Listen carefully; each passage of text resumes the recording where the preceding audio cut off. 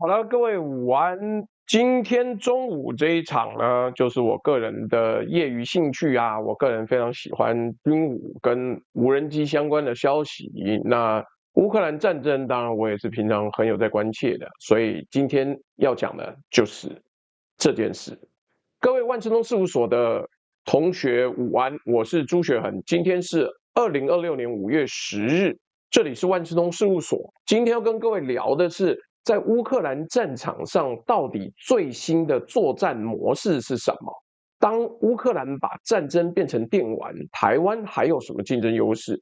我们会讲到 Fedorov、Vasitivka、唐凤、Delta 系统、Brave One Market、Inpoints、Vampire 无人机、Skyfall、Google、Anthropic、Lavender、Mamidov、Mega Birds、Philip Alston、Escape from Tarkov、彩虹817A，还有瓦格纳集团，还有黑水公司，各位准备好了吗？我们现在就要开始啦！开始的时候呢，那还要说，我们一定就是来好好讲一个开场诗：赢钱点数计筹收，活福赔偿甚消求。战罢武商非手出，台澎何处觅盟筹？来，各位午安。我先给你想象一个画面，想象一下，今天如果有一个地方玩起来像线上游戏一样，杀一个敌兵，你的账号跳出加12分；炸一台战车跳出加40分；击杀一个敌方无人机操作手加25分。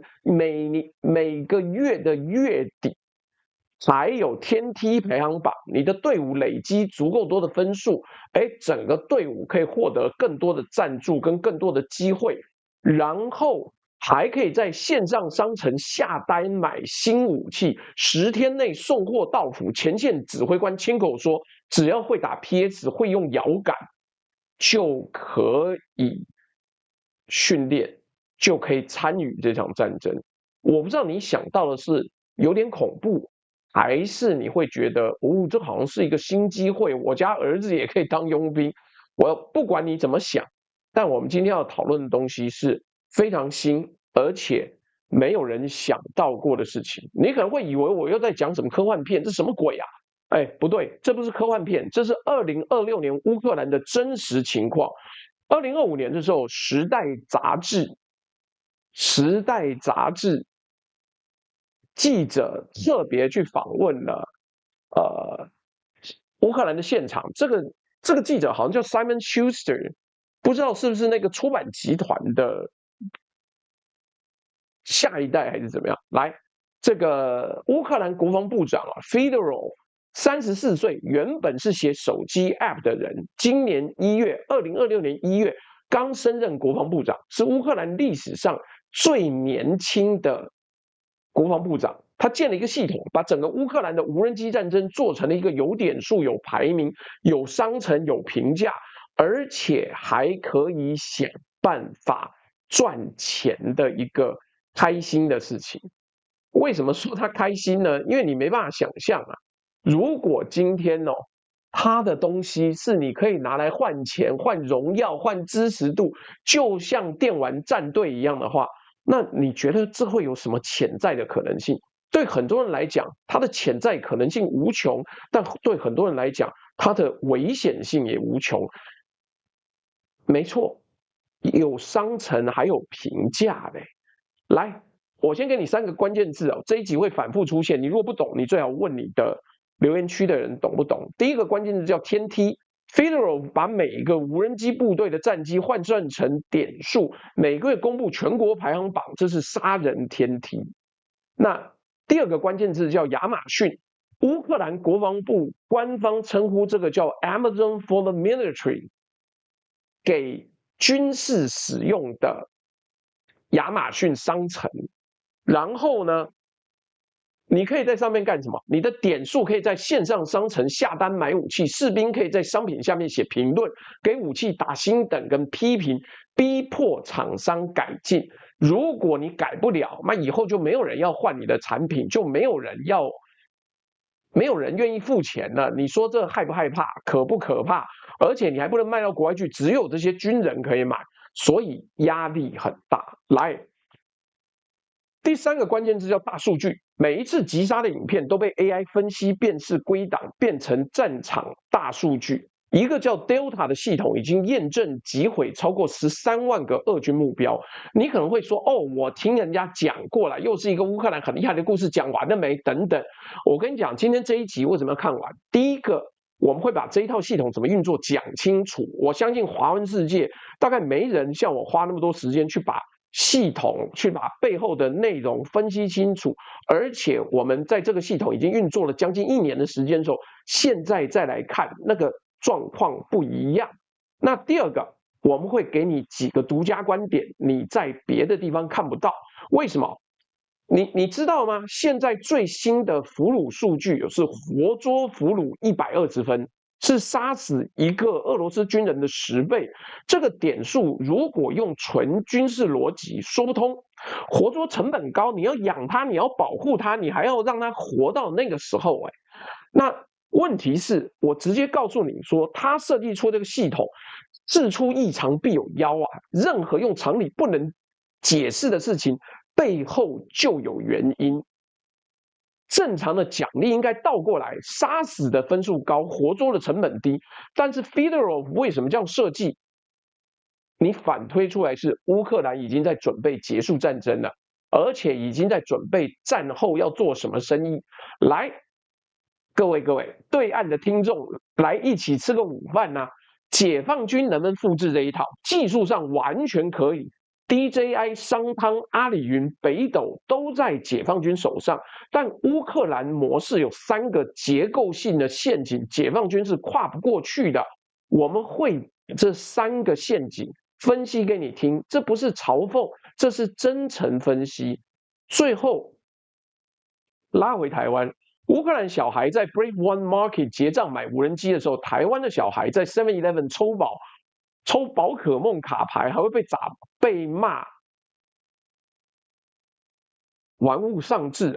我们今天面对的主要问题不是电玩会不会把人变成杀手，这个伦理讨论已经没有人在讲了。现在是全部整个国家支持你用电玩杀人。现在的问题是，当别人把战争变成电玩的时候，我们连电玩都还没有准备好上场。所以接下来有一大堆各种各样的数据会跟各位分享。如果有对岸的网友呢，你记得要看到后面。如果有玩 PS4 的网友，你要看中段。如果你只想听战略层的判断，跳到最后面，你现在先去吃午饭。来，我建议你照着顺序听，因为我整个文案内容是按照逻辑一层套一层的，你跳着看会漏掉真正关键的细节。来，我们先来认识一下这个关键人物Mikhailo Fedorov。那他是35岁啊，当年这个开始崛起的时候，其实比这更年轻，但是他34岁就当上了国防部长。为什么？这是乌克兰历史上最年轻的国防部长。他的任命时间是2026年1月14日，国会277票通过，0票反对。我先讲一个让人家背脊发凉的事实哦。为什么你会觉得背脊发凉？因为这个事情本来就很恐怖。恐怖在哪里？恐怖在于 Fedorov 出生在扎波罗热州，那1991年1月21日出生。扎波罗热州现在已经完全被占领了。他在俄军全面入侵第4天他自己的家乡就被占领了。到今天2026年5月，仍然是俄罗斯占领区。你想象一下，乌克兰国防部部长，他的故乡目前在敌军控制下，他现在主导这套点数系统，这套 Brave One Market 每天炸死的俄军。炸的就是正在占领他童年家乡的那支部队。这不是隐喻我们不给你来什么我比喻说好比是怎么样，没有，这就是系统，这是事实。Fedorov 就职演说那一句话放在这个背景上重读会很不一样。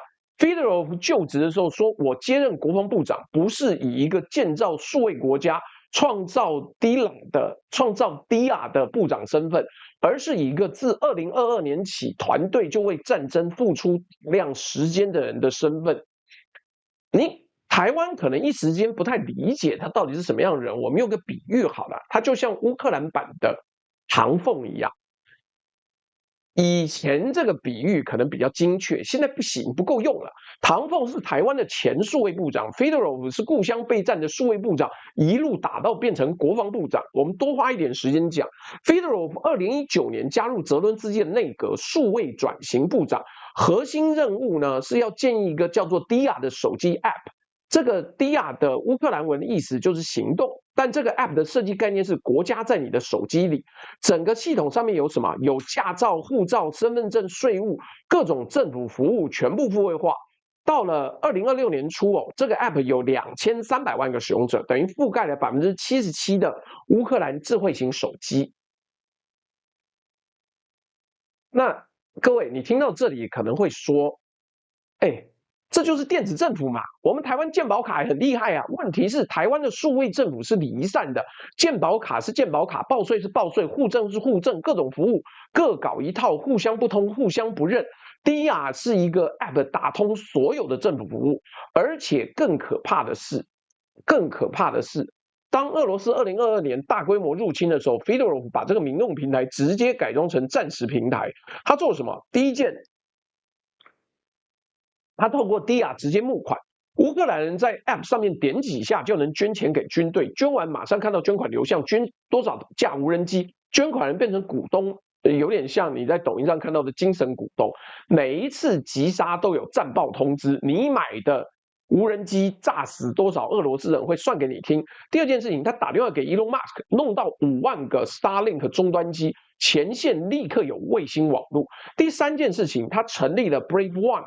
用政府资金直接补助国防新创，这个 Brave One 后来就变成我们今天讲的整个生态系的根基。3年内发了22亿格里夫纳，就是乌克兰的货币，大概18亿新台币左右，补助金给乌克兰的军工新创。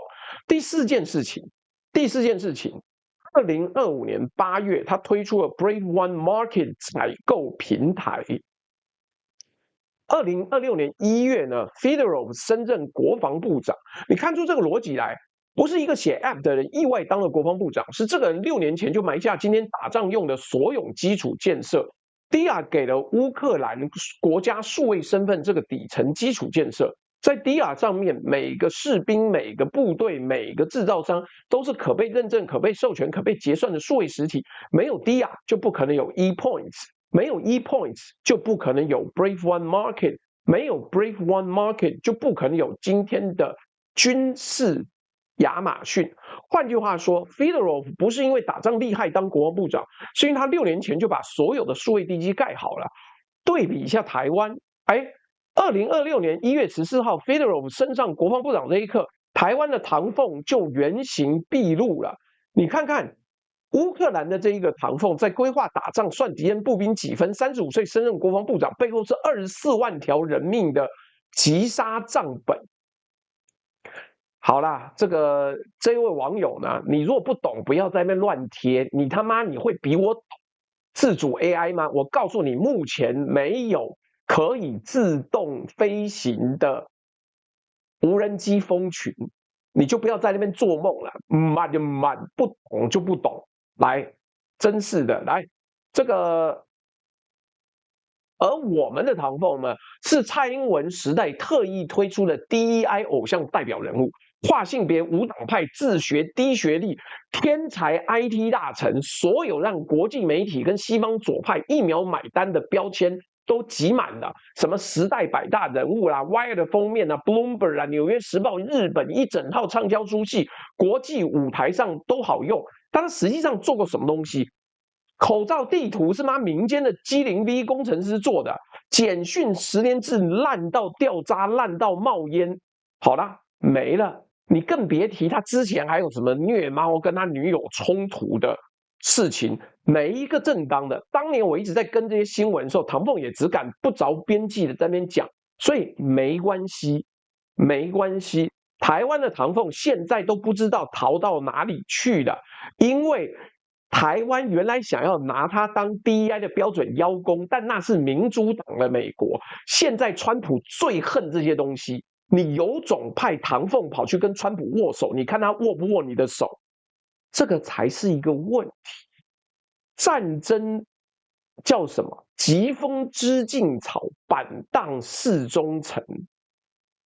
Fedorov 在乌克兰把整个国家武器化了，那和平把唐凤留在了一个适合上 TED 讲倾听，适合在日本出畅销书，永远不会站到第一线。所以台湾的决策一开始选的就不是会把工作做下去的人，是选拿给西方看的招牌。履历上 DEI 3个字简直光芒万丈啊！但现在川普上台之后，美国已经开始大量退掉 DEI 的招牌 ，Meta、Google、Amazon、沃尔玛全部解散了内部 DEI 团队，好莱坞还公开撤回了 DEI 配额，台湾还死抱它，还在对外面宣传。哎呀呀，好吧，我们还在卖这个招牌，买家已经不来了，所以整个系统就是 Fedorov 建立现在的杀人像打电动一样的概念，而台湾连普发6000、普发1万，都还要想办法去领现金，你自己心里有底啦。我们再往下走就知道了。来，各位，接下来要讲的就是核心了。我们今天要讲的有趣的地方是点数。我们在讲2026年最新版本之前，先带你看看这套点数系统的演化轨迹。因为这个演化本身就是这一集最关键的讯号。这一集是怎么演化的？这一集的演化呢，就是一步一步开始往外走。那往外怎么走呢？往外告诉大家说，我们可以做到这些事情。那你看一看就知道，整个 Brave White Market 它基本上就是一个军事亚马逊啊。那好，2024年8月，无人机军团奖金制 Army of Drones Bonus 正式上线。那时候杀一名俄军步兵呢，那么就是2元。然后2025年2分呐，不要说2元，2分 2 points 2分。然后到了2025年5月到6月的时候呢，差不多这个价格往上调了，从2分提到6分。Fedorov 在 Politico 的采访里面亲口说，我们把杀敌步兵的点数从2分提高到6分，1个月内击杀数就翻倍。我们现在在讲都是人命哦，都是那个俄军，你同不同情不管，但是我们讲那个分数都是一分一分都是人命换来的。然后2025年11月再从6分提到12分，各位你看到没有？14个月之内呢，俄军步兵的分数涨了6倍。为什么呢？我们等一下会再讨论。但是你看这个趋势就知道 ，Fedorov 主张叫做 self-reinforcing cycle 自我强化循环。它的原话是：你杀越多步兵，就拿到越多无人机，就可以再杀更多步兵。这不是市场经济的需求提高，价格上涨，这是兵棋经济学的想刺激什么行为，就跟什么行为加价。Self-reinforcing cycle 这个词会出现在第7章解放军那一段，跟第8章我的分析里面，因为这个循环本身就是乌克兰模式最危险也最学不来的核心。来，我们进到2026年的最新版本，《时代》杂志的访问 ，CBC Radio 后续追踪报道，加上乌克兰国防部官方公布的数据，现在出来了，有新的数据了。来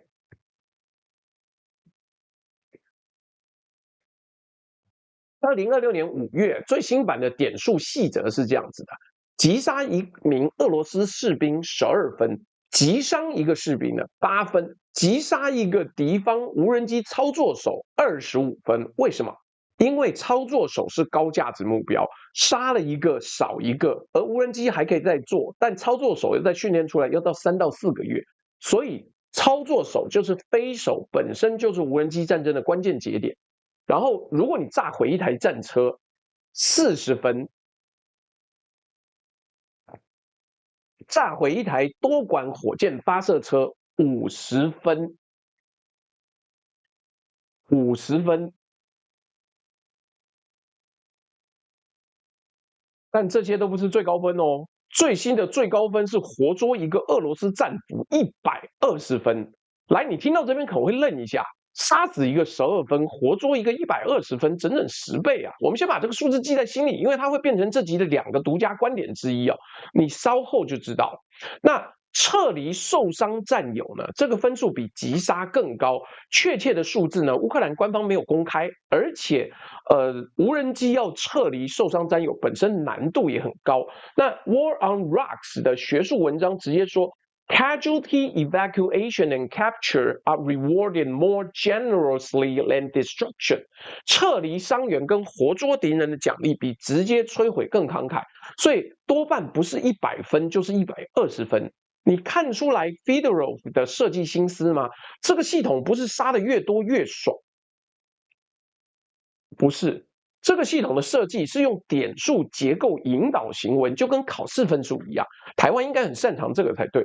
你想拿高分，就要去撤离受伤战友，保住自己人，活捉俘虏，不要杀红了眼，优先打击敌方的无人机操作手、高价值目标。点数设计本身就是战术的指导原则。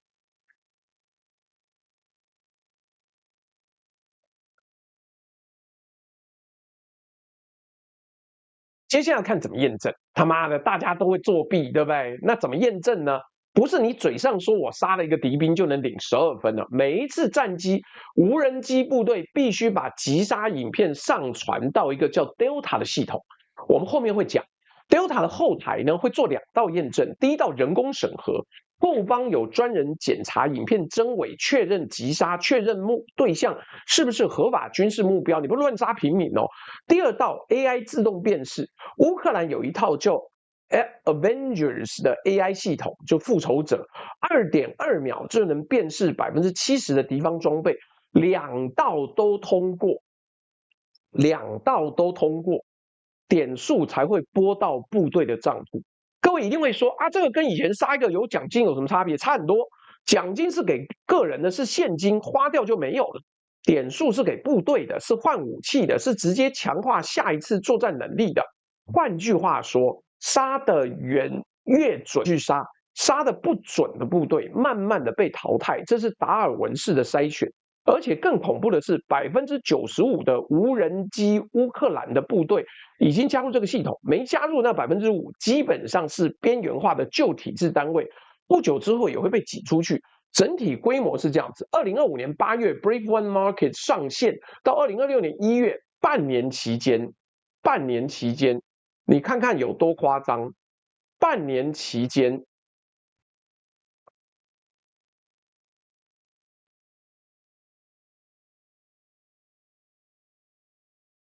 你看一下我这张图就知道了，半年期工订购了24万架，整年交付了18.1万件，因为一个 package 里面可能不止一件，有95%的前线部队参与，然后自制的预算呢是140亿美金，所以换句话说，参与的人很热烈，好不好？你不要以为没有人要参加，不对，不对。那更重要的是。事情，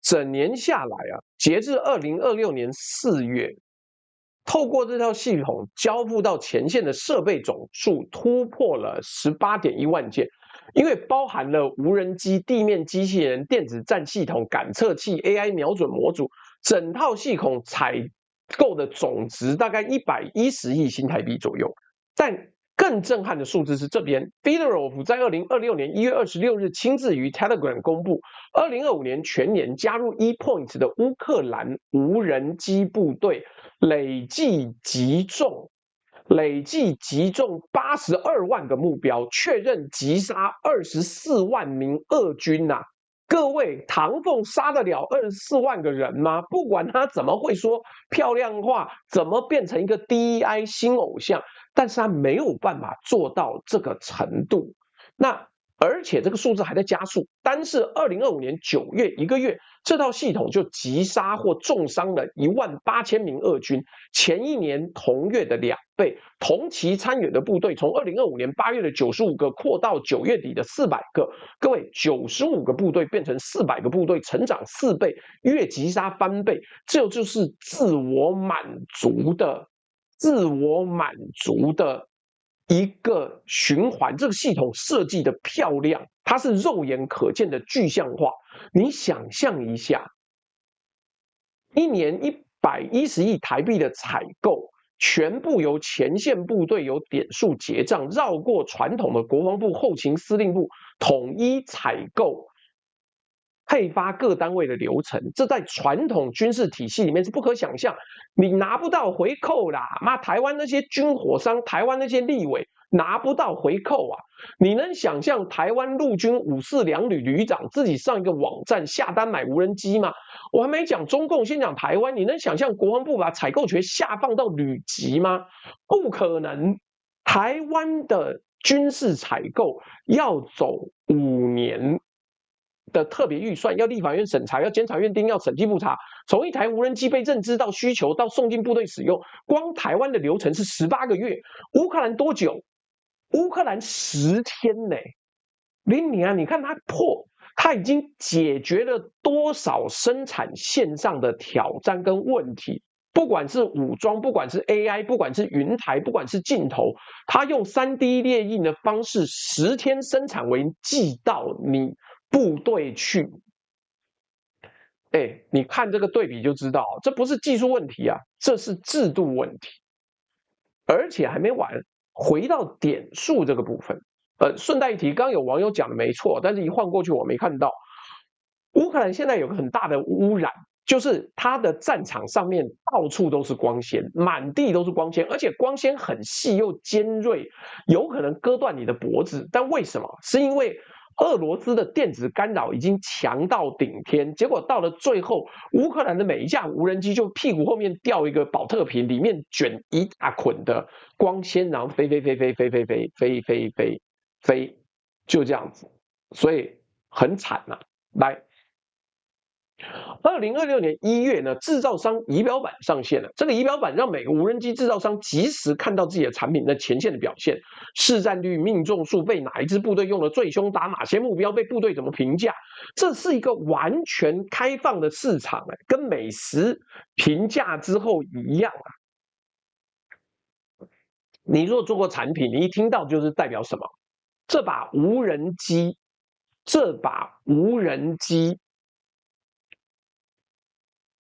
变成有 KPI 的线上服务，产品烂马上市占下降，厂商立刻知道，立刻改，立刻迭代。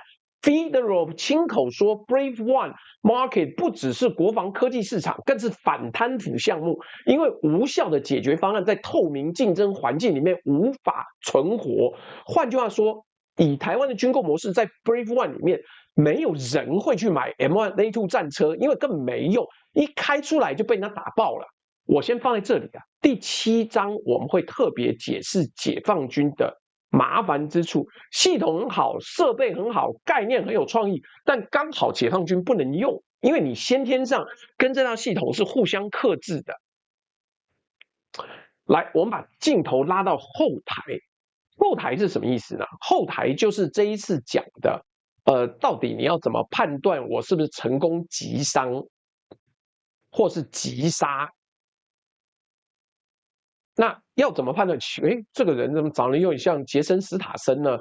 还是他只是刚好秃头？我不知道。来，那你怎么判断呢？很简单，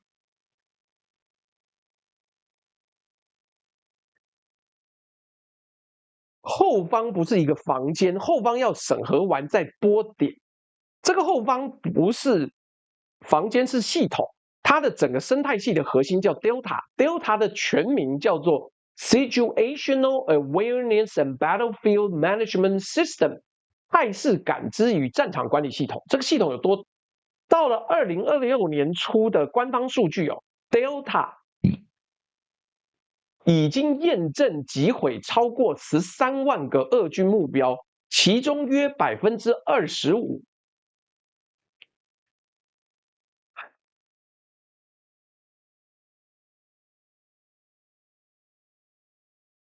其中25%是装甲车辆跟火炮。乌克兰总理说 ，Delta 每天为超过2000个敌方目标提供支援。你各位不要在那边吹什么台湾进口、出口多少无人机给乌克兰作战了，他妈那是骗你的。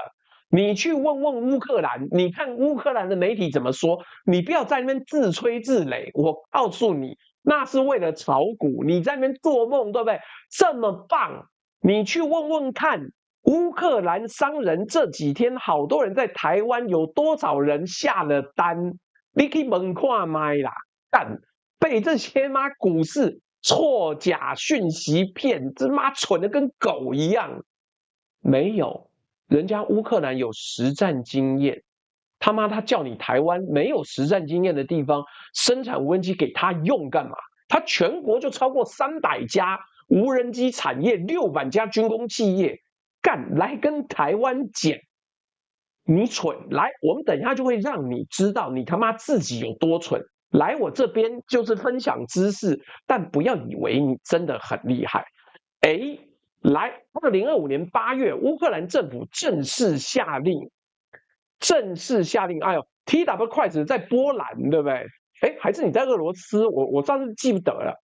那 Delta 成为乌克兰武装部队唯一的作战数据交换工具。TW Quest 可以分享一下你现在遇到的无人机的状况怎么样？你听懂这句话的分量了吗？唯一这2个字的关键，意思是以后乌克兰啊，你在俄罗斯对不对？你要小心一点哦。乌克兰现在的那个航程，它的无人机的航程跟抗干扰能力已经越来越强了。这一次的那个胜利大游行啊，就没有什么重要的一个结果。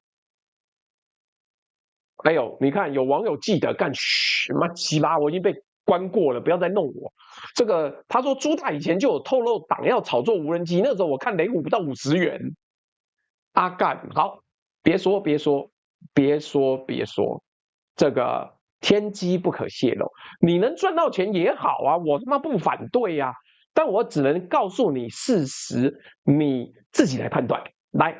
唯一的意思就是以后乌克兰的全军上上下下，从营级到师部到总参谋部，全部用 Delta 一套系统打仗。这个在军事学上叫做什么？联合全域指挥管制。美国国防部追求了几十年都没有做到的事情，乌克兰在实战中做到了。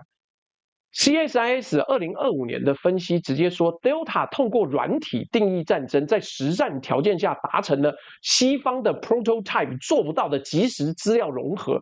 一定会有人说，美国这么强，怎么可能做不到？我就是做不到，因为没有压力啦。不是技术做不到，是制度做不到。美国的陆海空三军、海军陆战队、太空军各有自己的指挥系统、自己的资料格式、自己的供应商，互相不通。要打通，需要动用到预算，动到组织。总统下令可能都没有用啊。陆军少将跟海军中将之间几十年的恩怨情仇解不开。乌克兰没有这个包袱，你不合作就亡国。Fedorov 一道命令 ，Delta 就统一全军，底下有关键几个模组。我今天跟各位介绍，花点时间啊。那 Vesta 这是乌克兰文瞭望塔的意思。Vesta 模组把所有无人机的即时影片串流到指挥中心，让指挥官可以看好几路无人机的视角，可以直接在影片上标注目标啊。这个。第二个模组叫做 Avengers。AI 自动目标辨识系统用电脑视觉辨识70%的敌方车辆跟装备，2.2秒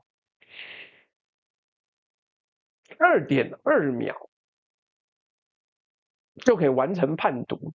那个 TW Price 说，乌克兰无人机可以飞1600公里以上，怀疑有无人机空中母舰可以再飞到2000公里。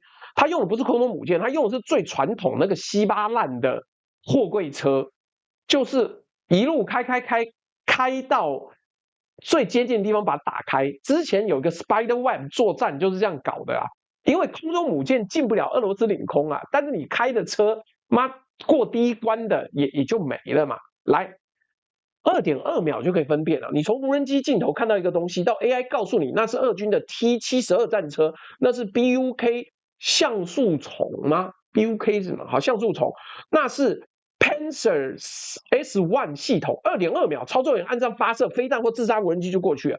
这是 OODA Look， 观察、定位、决策、行动 ，Observation。Orientation, decision and action 极限压缩。来，第三个模组。L 小大爷说 ，Yesterday I played it, today you piled on 200%。不是 ，L 小大爷昨天说，看这个题目太敏感，不要再碰。我的回馈呢，是我今天早上花2个小时把我的 OBS 最佳化。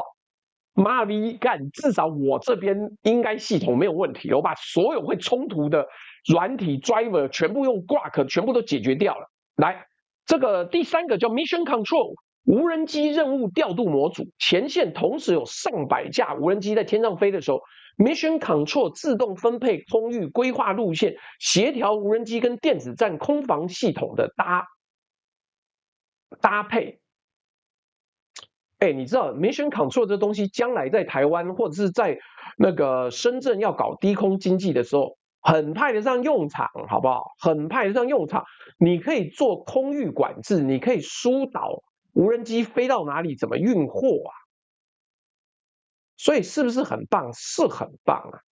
那好，也就是2020年初呢 ，Mission Control 这个模组已经处理了超过15万笔数位任务报告，乌克兰军队每天的无人机任务全部数位化、结构化，可被分析。第四个 Zvoke 这个比较冷门，是很有趣的东西，它主要是刺杀辩护系统。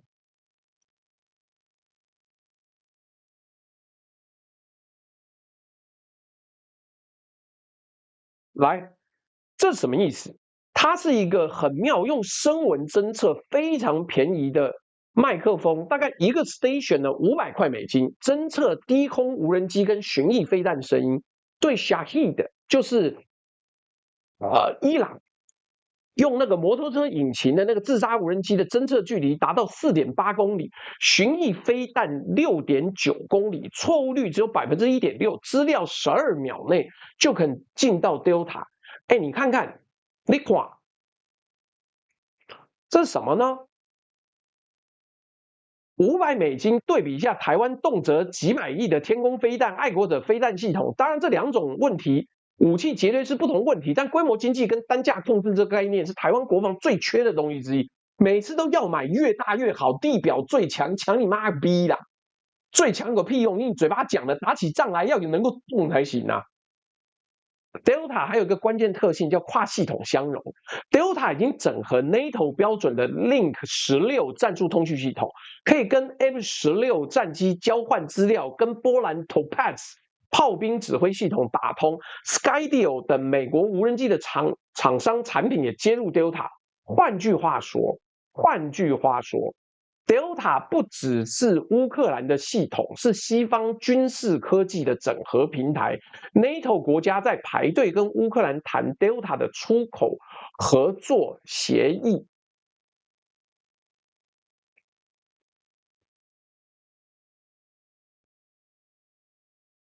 我这边先让你记住，后面我会回来再讨论。也就是乌克兰已经规划好要怎么外销模式了。他卖的不是一台 Vampire 无人机，是整套会自己迭代、自己学习、自己跟西方武器互联互通的作战生态系。回到点数系统，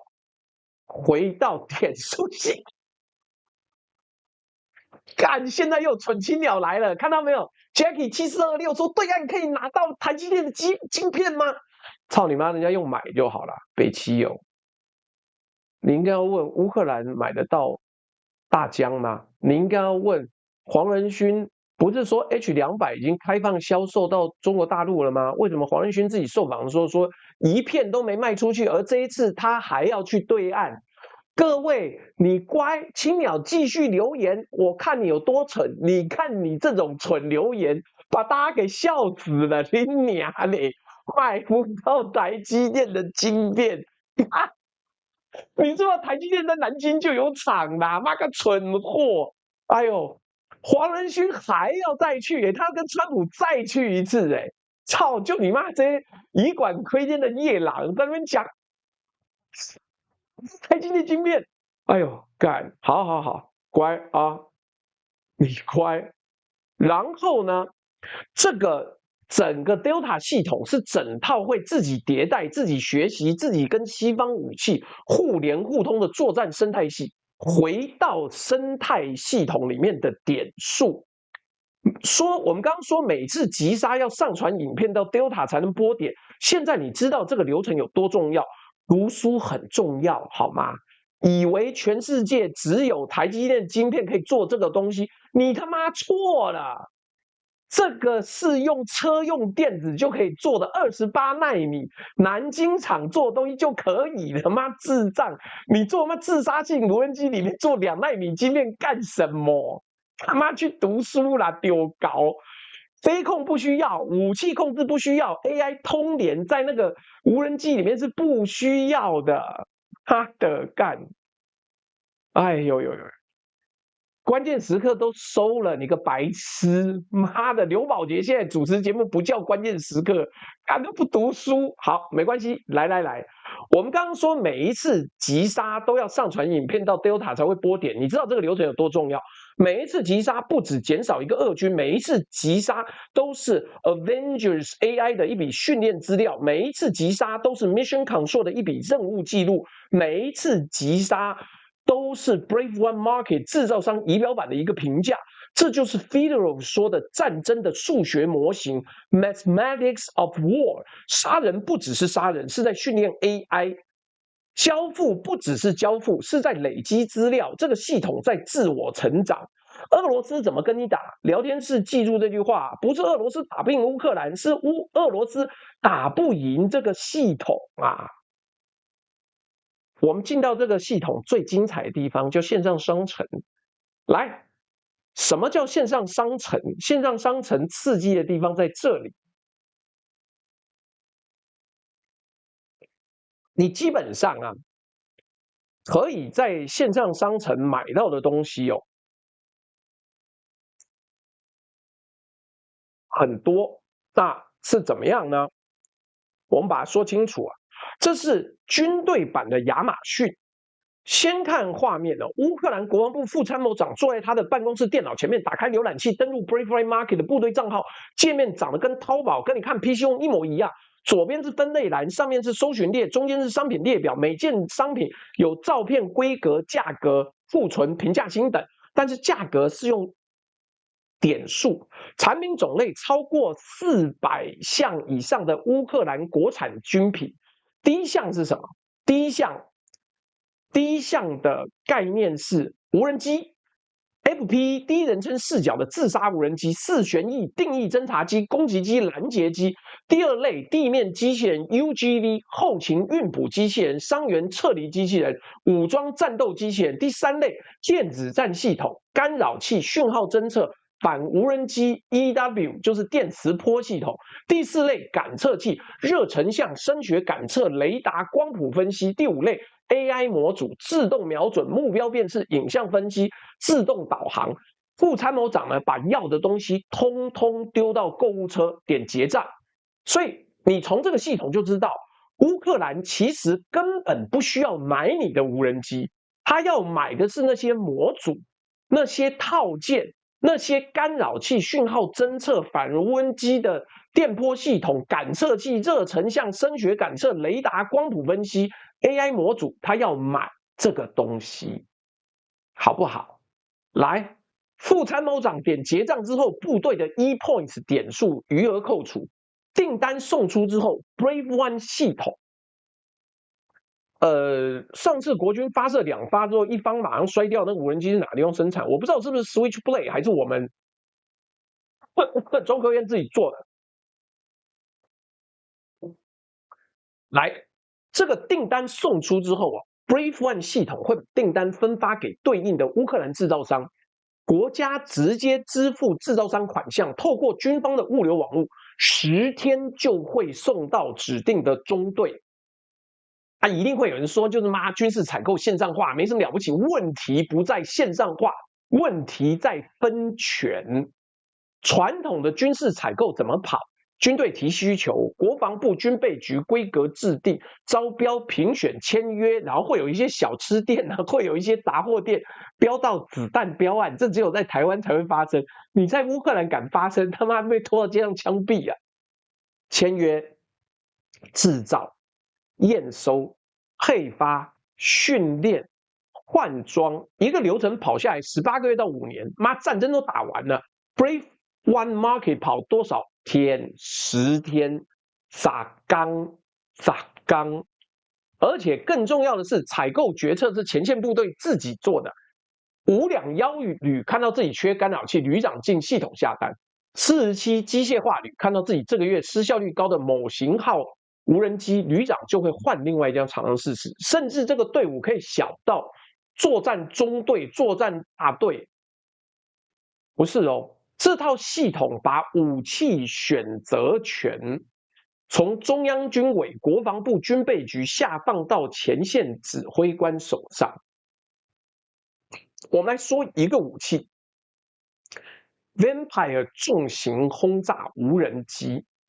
为什么说这个武器很了不得呢？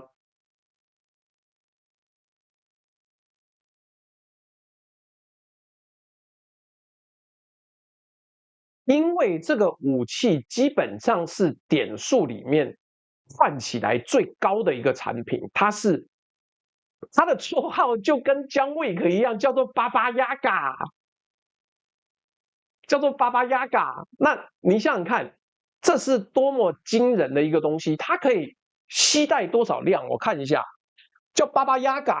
那6旋翼大型无人机制造商叫做 Skyfall， 它的 payload 可以高达15公斤，挂反战车地雷、大型迫击炮弹、火箭弹，通讯半径45公里，最高时速80公里，双光谱摄影机、可见光热成像、GNSS 卫星导航，失去讯号自动返航。它专门是为了夜战设计，你基本上听不到它的声音，你用看的也看不到。它在 Brave One Market 上面的价格是多少？43点啊，43点，也就是什么意思呢？你差不多要炸掉一台主力战车才能换到一个 Vampire。那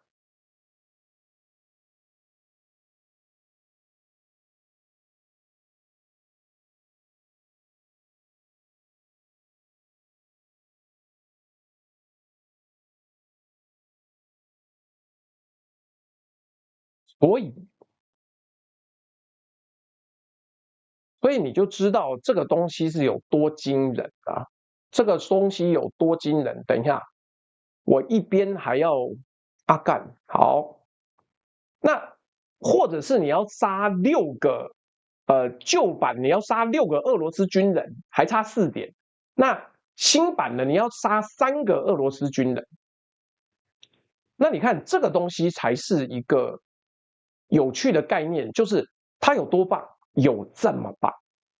那你要怎么说它的效率跟工作呢？你要讲的就是它就值这么多钱嘛，大家就觉得很好棒棒啊。等一下啊，我看看我刚下载出来的图，已经下载到了没？干好，没关系，我们要重 load 一次。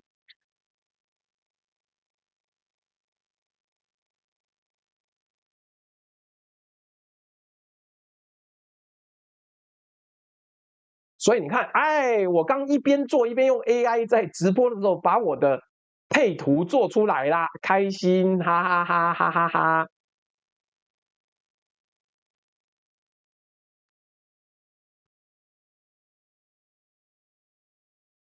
好，我们刚刚讲了， Skyfall 是 Vampire 的生产厂商，那这个生产厂商是什么意思呢？这个生产厂商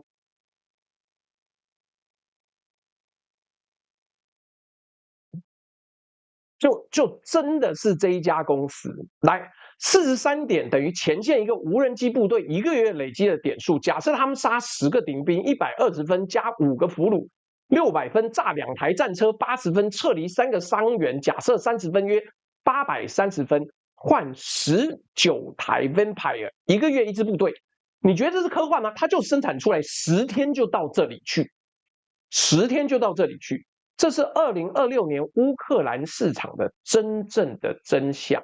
那真相是什么？真相就是你看得到这些产品啊，人家也看得到，人家看得到，而且人家可以下单去买啊！你说这刺不刺激？这他妈超刺激的，这他妈超刺激的。那你再往下看。Skyfall 这家公司呢，2026年2月，一位代号叫做 Nurmata 的代表在沙烏地阿拉伯的世界防务展亲口公布，他员工规模有4000人 ，Vampire 的年产能就是这一台超大型的轰炸无人机，年产能是10万架，月产能超过8300架。那你看这个东西有多惊人？你能够生产出这么多的杀人工具，而且杀人工具是大家都抢着要，大家都觉得很棒。谢谢那个台北身体健康、事业顺利的网友在 TikTok 抖内。那我觉得讲直接一点，这个东西怎么会有不好？很好啊，很赞，很棒，好不好？那来有多棒呢？是超大型的6轴哦，6轴超大型无人机，payload 15公斤。来，你记住这个画面：一家乌克兰公司有4000个员工，1个月产8300架重型攻击无人机，而且它的单价从初期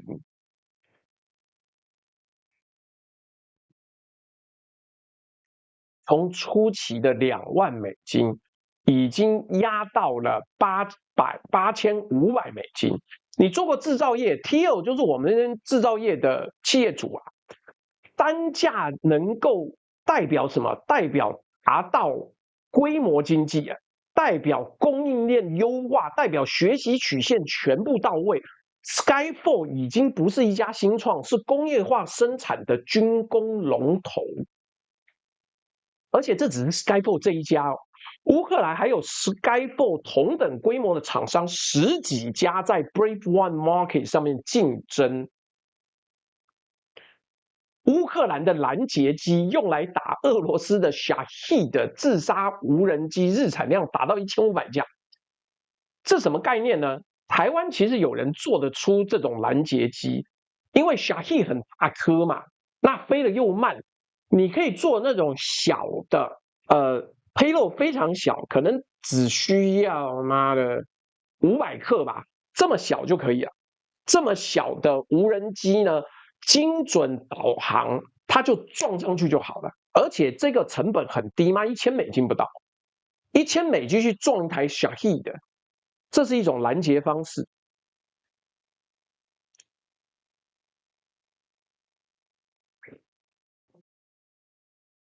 来，所以现在整个乌克兰军工产业在做什么？用战场压力把军工产业变成消费电子产业的迭代速度。苹果发新款的 iPhone， 12个月一次。乌克兰的 FP1 无人机改版迭代多少？8周，8周而已，2个月就要一次大改版。因为俄罗斯马上就会研发出新的频谱、新的干扰方式。每2个月，俄军要重新适应新型无人机的规格、声音、速度，学不完，真搞死人，真的搞死人。而且更狠的是，那个制造商的仪表板，每一家厂商哦，会及时看到自家产品本月在 Brave One Market 的市占率有多少，在哪些战区被使用最多，累计确认的 Confirm Kill 确认急杀数跟同类产品的排名，部队评价的星等，一星到5星嘞！妈，你现在 Google 吃个饭，餐厅求你给5星的时候，现在这个厂商如果被人家打1星，下个月要买它的人都会变很少要老命了。TW 筷子说，我这里手机每天都断讯，对啊，因为俄罗斯现在怕你用那个手机引爆跟中介导航，所以他昨天那个什么东西，昨天胜利日游行的时候，全莫斯科手机都断掉啊。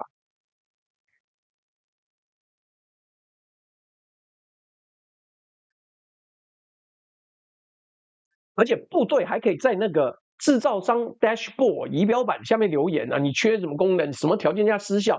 操你妈！我花那么多点数买了，结果现在这边给我完蛋！你看出来了吗？这是把武器市场变成每天结算的股市啊！Fedorov 亲口讲 ，Brave One Market 不只是国防科技市场，更是反贪腐项目，因为无效的解决方案在透明竞争环境里无法存活。干，台湾就更不可能用了。他妈，你把这些弄走，青鸟吃什么呢？那些绿油油吃什么呢？来，我这边特别强调重点了。无效的竞争方案在透明竞争环境里面无法存活。来，我们回到人的视角，时代杂志记者去年我还在北监的时候，他参访乌克兰顶尖无人机部队，他描述一个画面：几百名男性组成的部队里面分成几十个攻击小组，每一组有飞手、领航员、组员。飞手大多在控制室里面用电脑荧幕、虚拟实境眼镜操作。当记者进到控制室的时候，几个穿着迷彩服的飞手起立敬礼，他们每一个看起来都好像是少年一样，很年轻啊，很年轻。那这么年轻要怎么办？我不知道啊，这么年轻哪里来嘞？哎呀呀，这么年轻怎么会来飞这个无人机杀人呢？因为有需要，所以看到没有？每一次击杀都是训练资料 ，Delta 跟 Avengers 的双引擎。这个是我一边在直播一边做出来。你看我现在多工已经多到这个程度，然后这几天我还要测试那个库泰科给我一个新的大型折叠荧幕，我要再马上多出2个荧幕来，我简直直播要起飞呀！哈哈哈哈哈！而且这个是折叠型的双荧幕，看到没有？开不开心？马上就再多一个2倍大的荧幕，超爽的。但是因为没有线，所以要再等一下。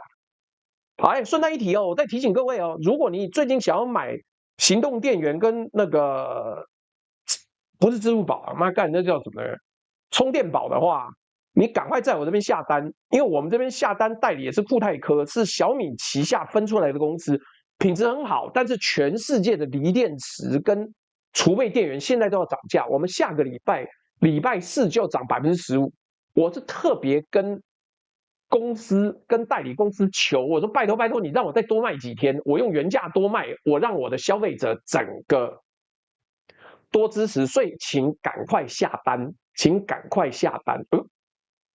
我好像忘了贴吗？这个唧唧歪，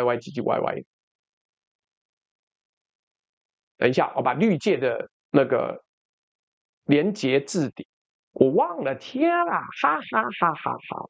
等一下，我马上就贴了。去佳美能，我置顶的这一个佳美能去找，我把所有的产品都列出来了。最大有大4万毫安培，但是不能带上机，能带上机的是25000毫安培。你赶快下单，大部分它的那个经销商都已经改价了，我拖到最后一刻，我拖到死拖活拖，多拖这个时间。你赶快下单，绝对赚，因为今年搞不好库泰科还会涨。好，来我们拉回来，指挥官在介绍这整个地方的时候，说了一句被全世界引述的话。只要他们有 PlayStation 的经验，那是大加分，因为他们知道怎么用摇杆，他们知道怎么用这个摇杆就会飞无人机。为什么？因为基本上用的是同样的概念，只有荧幕不一样，只有荧幕不一样。来，记者还问有怎么样的人适合当飞手呢？指挥官说 ，gamers basically 基本上就是电动的人。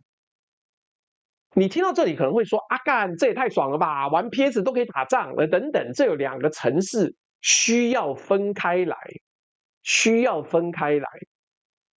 第一个层次，技能转移是真的，玩家跟战争杀手是真的可以。路透社采访过一个25岁的乌克兰飞手，他说：“每次我戴上 VR 眼镜，拿起摇杆，我都想到我妈以前跟我说，玩那些电玩没什么鸟用。如果还没用，什么才要有用？我在杀俄罗斯兵呢。” The Guardian 那个英国的 The Guardian， 妈的，我忘了他中文了。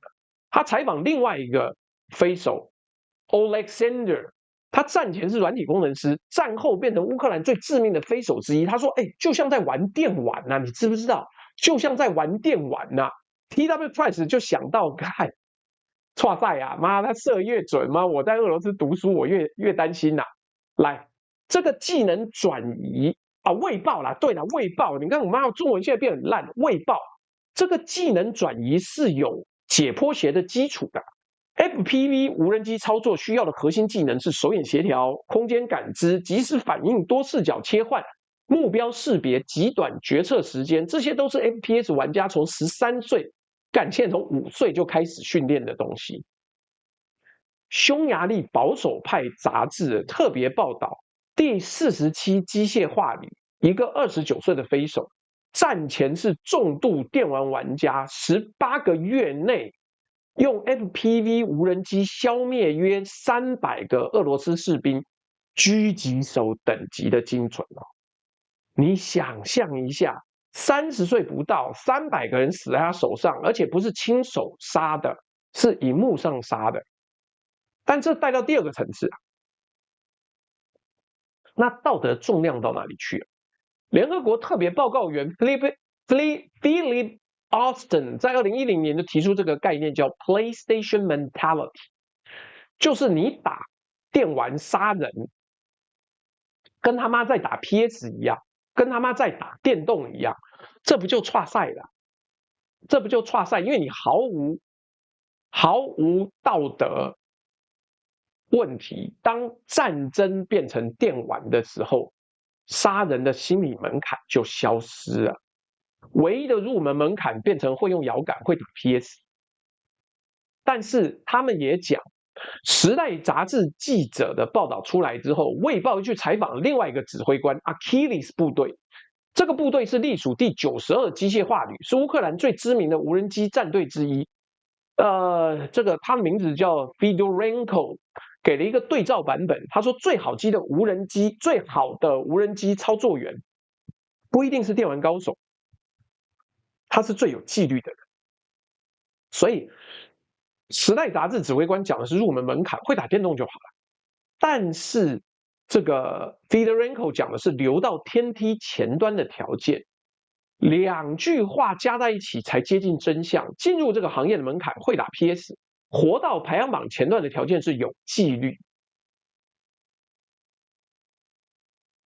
而且 Fedorenko 讲了一句更有趣的话，各位可以稍稍学一下，稍稍听。击杀竞赛啊，在主要俄军攻势期间会暂停。你不要为了自己想要抢杀人而忘记了保护你的友军。所有的单位会转入协同作战模式，系统会服从于战场的必要性，不是反过来。也就是 Fedorov 设计的这套点数系统，不是永远在比杀人，而是平时当激烈战时是协同指挥官控制这个系统。我们等一下会回来讲，因为不是演算法控制，但这套系统还产生一个乌克兰自己也没预料到的副作用，叫做战士名人 （Warrior Celebrity） 现象。你想想看，当95%的无人机部队都加入这套系统，每个月公布天梯排行榜，每个部队有自己的点数账户，会发生什么事情？会发生的就是乌克兰顶尖无人机部队已经演化成个人品牌加点数加赞助加周边加排行榜加演算法分配资源的 KOL 经济学。我给你看几个名字：马扎尔的鸟群，那个原文不好念，指挥官代号马扎尔，本名叫做 Robert Brovadi， 原本是商人，2022年自愿从军，光是2025年4月1个月，这支部队累积点数16000点以上。可以兑换500架日间 FPV、500架夜间无人机、100架 Vampire 重型轰炸机、40架侦察机。2026年1月 ，Fedorov 公布了全年天梯，马扎尔的鸟群排名第一，排名第一。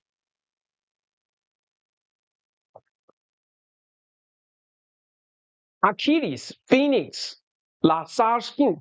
这些部队都有自己的官方周边、帽子、T 恤、贴纸、纪念品，自己的社群媒体经理、自己的赞助商、自己的募款管道。指挥官上谈话节目、开社群账号、办见面会。时代杂志直接给这个现象一个名字，叫 Warrior Celebrity。你看看，我们内容创作者的点数是观看次数，无人机部队的点数是击杀次数。YouTube 演算法决定谁能上热门 ，Delta 系统的演算法决定谁能上杀人天梯， Amazon 的演算法决定哪个产品上首页， Brave One Market 的演算法决定哪个无人机部队先拿到 Vampire。这个有一点恶心，有没有？也就是2026年战争的真相，战争的后勤系统正在向21世纪内容平台的推波演算法靠拢。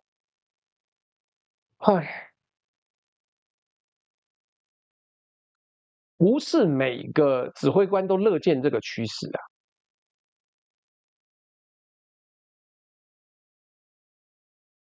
Lazarus Group 的指挥官Pablo， 他说他战前是电视新闻制作人，一开始拒绝加入这套系统。他的担忧是什么？他说这把所有敏感数据集中在一份文件里面，如果落到错的人手上会出问题。但最后他还是加入了，为什么？因为不加入拿不到武器啊！系统一旦上线，边缘化旧体制是必然的。结果他加入之后也变成排行榜常客啊。但是 PlayStation Mentality 的下一站比 Austin 在2016年的担忧，比 Liber Institute 2025年的担忧都更深一层啊。目前乌克兰还说我们没有完全开放 AI 系统的配件。什么意思呢？因为你跟战场之间如果只有18英寸，就是你看的是萤幕或你眼前的那个系统的话，你不会觉得有罪恶感的。你杀人会毫不留情，你会觉得呀呼，因为你看不到血，看不到脑浆，看不到骨头，看不到四肢断折，看不到内脏。来，乌克兰国防部2026年3月刚任命的副部长，前 DIA 开发负责人，2024年自愿从军打过库斯克行动，主管的就是 IT 纵向整合。他要做的是用 Delta 系统累积至今的200万小时战场影像，24万个确认击杀案例，去训练下一代战场 AI 决策模型。这200万小时影像，每一段都已经被点数验证过，被人工审核过，被 Avengers AI 标记过。它是全世界最完整、最干净、最有标签的无人机战争资料库。训练出来的下一代 AI 不只是辨识，是决策，见敌必杀。你想想看，当这个 AI 训练完成的时候，那个18岁的飞手还要担心这件事情吗？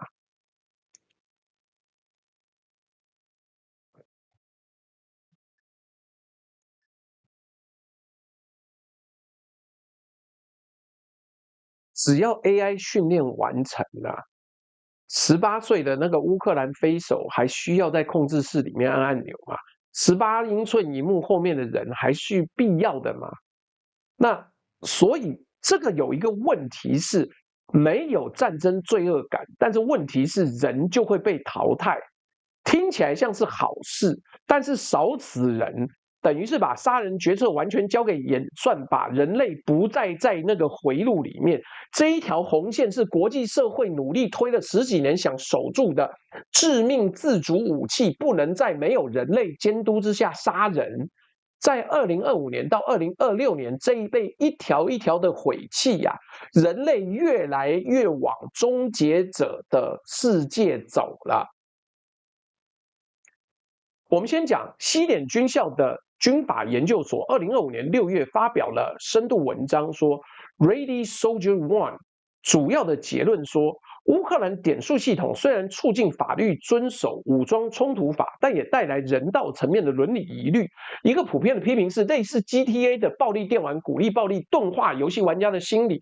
研究显示，反复暴露于虚拟暴力会钝化对杀戮的心理抗拒。用点数作为奖励机制，就像第一人称射击游戏一样，存在道德重量丧失的危险。但 Liber Institute 同时也承认，然而潜在的 desensitization 去敏感化几乎是现在无人机战争与远端作战不可避免的副产品。War on the Rocks 2026年1月的学术文章 Gamified War in Ukraine 拆得更细啊。他说，在这个架构下，法律伦理问题被翻译成简单的、令人愉悦的使用者经验。法律不再是外部约束，而是一组设计选择，决定什么行动在系统内是可能的，而不是可行的。可能就好。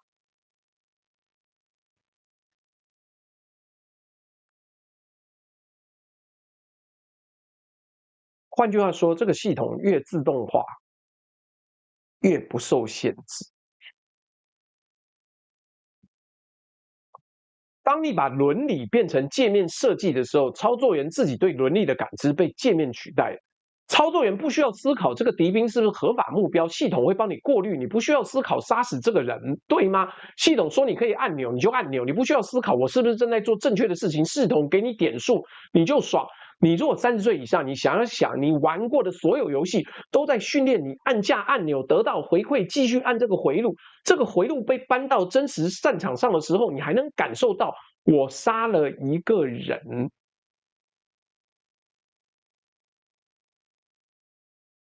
的道德重量。但是当代无人机操作员也还是会有道德冲击，因为你用的如果是热感应仪还好，你看不见，但如果是全彩的画面的时候，会跟长期心理健康问题直接有关。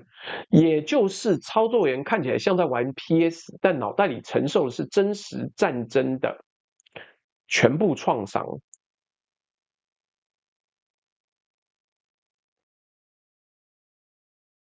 我给你一个问题：一个18岁的乌克兰飞手，3年内如果累积了5000点，他杀了多少人，活捉了多少人，撤离了多少伤员？他人生剩下60年要怎么过？时代杂志的记者最后写了一句很重的话。网友问我吃了没？我吃了昨天买的披萨，还有我们家的水果。各位带货的水果很棒啊，你可以上网去采购。这个是我们底下置顶的精致水果，都是第一线最棒的，我脐橙已经买了快100颗了，好吃。我再多加一步这个系统再发展下去，你怎么知道荧幕上你玩的游戏里面杀的是否真的是人？你家如果有12岁、15岁、18岁的小孩在打电动，你今天听完这一集会更开心，还是更不开心？来，我们看看俄罗斯接下来怎么学。先讲俄罗斯，后面再进解放军。这一集到目前为止，我们讲都是乌克兰，但你不要以为俄罗斯什么都没做，就站在那边任凭乌克兰打。俄罗斯在做的事情是从游戏的源头把孩子变成兵，这要从一款游戏说起，叫 Escape from Tarkov。如果你有玩 PC 游戏，你应该听过 Tarkov 硬核第一人称射击游戏，背景设定在一个虚构的俄罗斯世界，里面的城市叫 Tarkov。玩家扮演佣兵，捡装备打怪 ，PVP 难度极高，全球有几百万玩家。问题是，问题是什么？但你还真有玩过逃离塔可夫哦？塔可夫的开发商叫 Battlestate Games， 跟俄罗斯军工复合体有关系。United 24 Media 的调查报道是 Battlestate Games 跟军工复合体有联系。Tarkov 游戏里面韩版乌克兰意象，游戏角色嘲讽乌克兰士兵置入俄罗斯军方的政治符号，俄罗斯游戏实况组、串流组推广 Z 跟 V 战争符号，线上战队跟社群透过迷因暗语强化民族主义认同。你看到这个套路了吗？游戏不是中立娱乐，是文化武器。一个未成年的俄罗斯小孩玩 Tarkov 玩5年，他的世界观已经被乌克兰等于敌人，俄军等于英雄这套叙事渗透了。这还只是被动洗脑，主动招募更可恶啊！2023年以来，使用者伪装成军方招募人员或瓦格纳集团成员，透过线上游戏聊天室直接招募。某些情况下，未成年人征到任务之后，他会去拍摄特定地点的照片，分享资料，伪装成游戏的挑战。也就是俄罗斯这些情报招募人员潜伏在线上游戏里面，假装跟你一起玩，然后给你任务。你以为你在玩游戏，其实你在替俄军做情报收集。这个叫游戏化的灰色地带情报战。乌克兰这几年呢，抓到很多青少年，他们被抓之后才知道自己帮忙拍的奇怪建筑物照片，其实是基辅的弹药库，是哈尔科夫的 Kharkov 的变电所。更大规模的是俄罗斯的儿童骇客松。俄罗斯各地教育机构举办无人机城市设计营、无人机组装营、无人机战术营，表面上是理工科的教育，实际上训练出来的青少年是俄军下一代的飞手。你看到这个全球趋势了吗？谢谢 James Shaw 送了一个礼物，这个新功能我还没有用过。乌克兰从成年 gamer 池招募飞手，俄罗斯从青少年 hackathon 培养飞手，双方都在青年的脑袋里打仗，而且这个逻辑不止俄乌，中国有没有？有嘛？但是我们看一个关键对比，叫对等程度。乌克兰的 E-Points 加 Brave One Market 是 bottom up 系统，让前线部队有自由度，让制造商市场竞争，让士兵发声。俄罗斯的 Tarkov 加儿童黑客松是 top down 系统，国家主导叙事，国家动员儿童，国家统一调度，你猜哪一个会？你想一想嘛。聊天室一定有人会说，乌克兰打了5年都还没赢，俄罗斯靠人海慢慢磨，总有一天磨赢吧。来 ，E-Point 系统在6个月之内的订购了24万架无人机，然后2025年12月啊 ，Brave Tech EU 正式启动，欧盟跟乌克兰联手把 E-Points Brave One Market 模式推广到欧洲整个防卫工业。北约国家排队谈合作，俄罗斯能输出什么？普丁主义吗？瓦格纳模式，这些都是黑色资产，没人想学。所以俄罗斯就算赢了战场，也输了战后的全球国防市场。这个观察我先放在这里，后面我们会回来。乌克兰已经准备好要当世界军工新贵啦，这是我们的独家切入点。下一个段落就这个段落呢，要给对岸的网友看，解放军能不能复制这一套？能吗？但是有3个结构性的问题。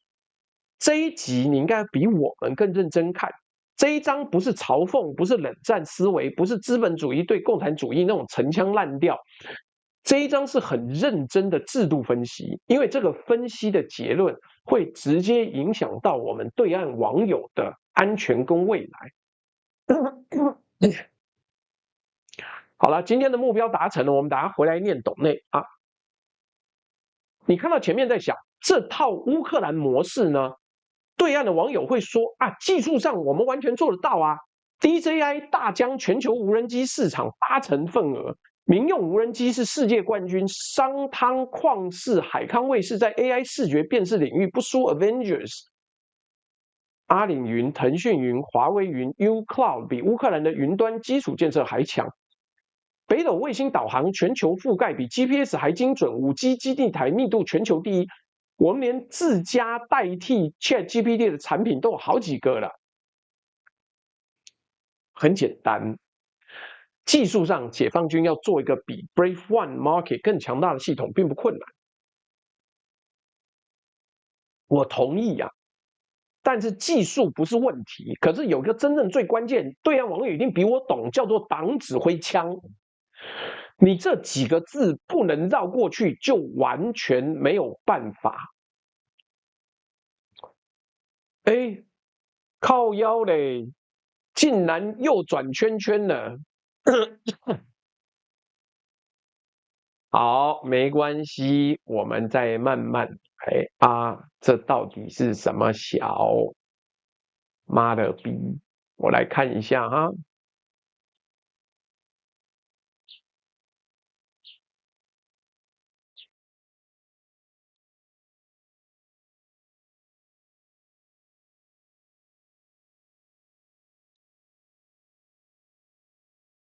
还好吧，妈的，我看这边系统没有问题啊，为什么？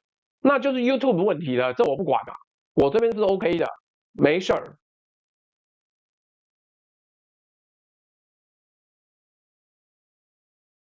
但没办法，干妈 YT 出问题，不能怪我了。好了好了，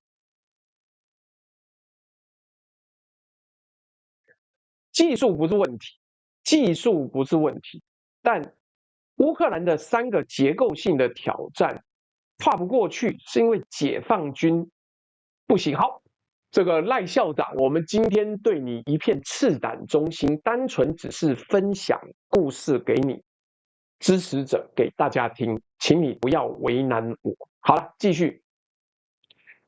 第一个，对岸来讲，Brave One Market 的本质是什么？是让前线指挥官直接决定怎么花国防预算。第47机械化旅的旅长觉得他的部队缺干扰器，他自己进系统下单，国防部直接付款。第521旅的旅长觉得他想试另一家厂商的 FPV， 他自己改采购对象，没有上级审批，没有总部同意，没有总理签字。这在解放军体系里是什么概念？是分权，是政治禁忌。各位，你想想，解放军是党指挥枪。1927年3湾改编到今天，这个原则从来没有动过。所有的采购决策，所有的相关的工作，全部都没有办法变。那怎么办呢？没有办法，好不好？我现在最重要的是，你要怎么看这个状况？你没有办法看了。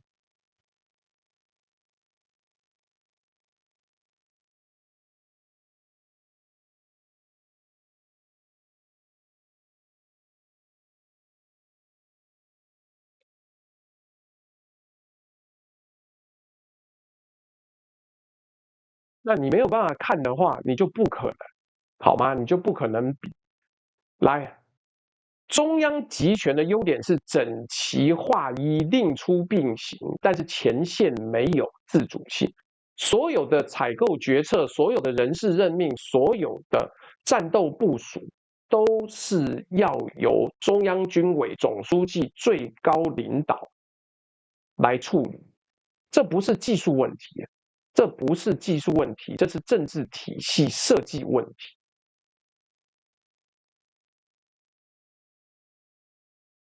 好，英化各在平行宇宙，干这没有问题，但是你不能用乌克兰这套系统啦。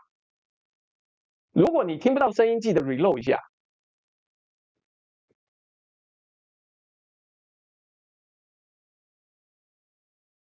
所以啊，集团军司令能够直接花钱买武器吗？不行。战区司令员可以跟厂商议价吗？不行。团长能够在线上下单吗？不行。那所以没有办法，前线没有自主性。Brave One Market 的原来的价值建立在前线自主性之上。为什么？因为 Brave One Market 是乌克兰最大的反贪腐计划。为什么反贪腐？因为钱的流向是由前线部队的点数成立的。不是被官员拍板决定的。这个逻辑套到解放军，就是党要放手让前线自己花钱，怎么可能？怎么可能？然后，习主席2012年打了老虎，打了苍蝇，打了军中贪腐，整治了多少前线的军头？徐才厚、郭伯雄、古俊酸、田修斯、张阳一，每一个人都擅自决定军中采购被打下来的。过去10年呢，解放军花了非常大的力量去打贪、打腐、打老虎，那把采购权收回中央，现在你就要放回去，不可能啊，没办法。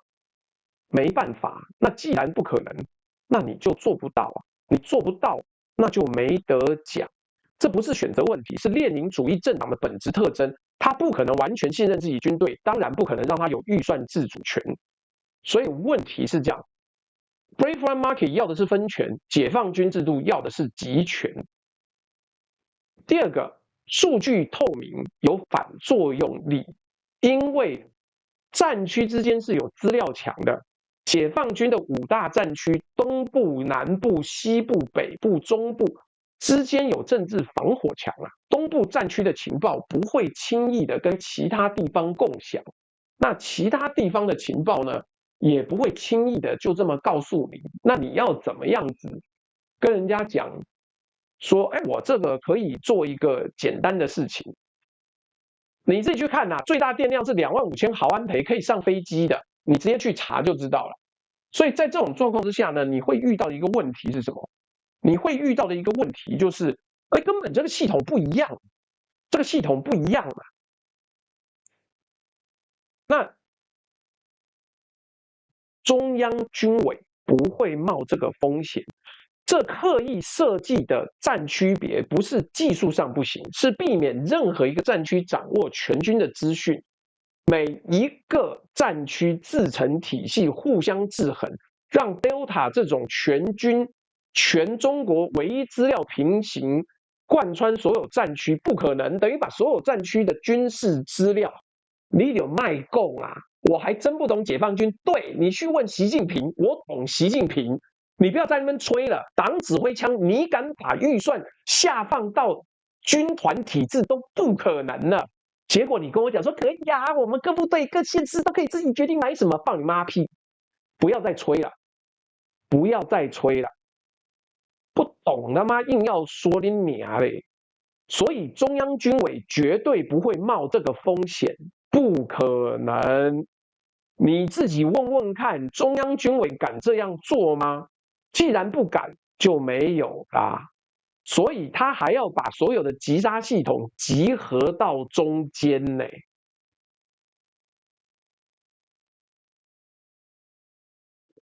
所以不行。这套系统乌克兰用了，但是不能用在解放军，因为政治问题。而且更重要的是，厂商要给消费者自由判断，妈，这在这里是不可能的。厂商是国有的，中国航空工业集团、航天科工、北方工业，即使战机造假、产品性能不佳，厂商也不会倒闭，员工不会失业，市场机制失效了。所以在这个系统里面，你也不敢骂这些公司啊。你看 ，Brave One Market 上面有一个机制，士兵可以给武器写评论、打星等。这款 FPV 在大雨中失效几率太高了，3星。这款拦截机软体 bug 多，重启频繁，2星。这款电子战干扰器抗反制能力差，需要更新硬体。你不能把这个东西写出来，因为有泄密的问题。解放军的营级、连级、班级士兵能够在公开系统公开批评武器吗？不行。那国有军工企业能够接受这种批评吗？不行。那都没办法，所以不行。所以解放军再强，但他跟乌克兰的这套系统注定相冲突，所以真心没办法，很抱歉。那请大家做啊，请大家就做了吧。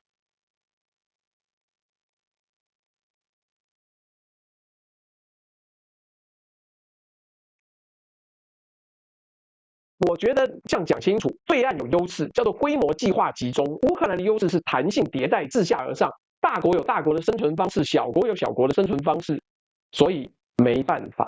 乌克兰模式适合长时间走。来，我们这样讲，最后我们要说这个事情是预测了，这个事情是预测，你可以好好听。为什么乌克兰现在的规定是活捉一个俘虏值120分，整整是击杀了10倍？这个用纯军事逻辑讲不通嘛？因为活捉一个俘虏的成本有战术风险、近距离接触敌方、押送成本、抽调人力、看管成本、政治成本、长期成本，要养他活到战争结束。什么又有爆音吗？我只是把那个 GPU 开高而已啊。好，但我 GPU 也没很高啊，59度而已，只运用40%，然后 CPU 用到91度，然后只用28%，所以这个肯定不是我这边问题。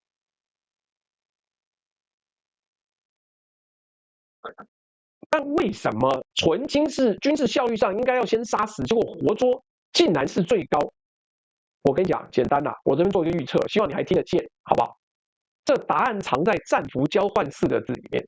战俘的库存就是谈判的筹码，战俘交换是怎么一回事？从日内瓦公约开始，战争结束时双方交换战俘是国际惯例。韩战结束、越战结束、阿富汗战争、伊拉克战争，所有战争结束都不太一样，但是唯一相同的是，战争结束最后都要面对战俘怎么处理这个问题。而这个怎么处理这个问题呢？就是各国都得要面对的。你要换俘，你要交换，不然难不成他妈要让你在这边养老吗？当然不行啊。那所以，俄乌战争5年以来已经发生过50多次的战俘交换，已经发生了50多次的战俘交换，而且呢，有什么每一次都是双方政治外交的高潮哦。那电视转播，总统亲自迎接，国旗飘扬，家属流泪拥抱，而且更重要的是，战俘交换是一个国家在战场外的硬筹码。当你在谈判桌上没有别的筹码的时候，我手上有1000个你的人，你手上有500个我的人，这就是谈判的起点。聊天室你看出来了吗？ePoint 的120分活俘虏设计，就是在用点数优化战俘库存管理。每个前线部队的点数结构，引导他们优先活捉，其次撤离，最后杀敌。整个乌克兰军队会变成一个战俘累积机器，而且这套系统有一个关键特性：透明和审计，每个战俘都有编号，都上传影片，都有 Delta 系统的记录。将来谈判桌上，乌克兰可以说：“我手上有几个你的人名单在这里，影片在这里，全部活着。你的呢？”俄罗斯呢？俄罗斯的系统是 top down，前线没有点数激励，活捉是临时起意，是个别指挥官的决定的。俄军的战俘库存远远少于乌军，这个不对等在每一次的战俘交换中显现。乌克兰每次都能交换出更多自己人，都是1对多、1对多、1对多。不是，我没有用部队搞内部民主，我的意思说，乌克兰的这套系统其实是内部民主，说好是很好，但是解放军的系统不适合。但等等，各位，我水喝完了，给我2分钟的时间，我们来放一个开场音乐，后大家听，好不好？好。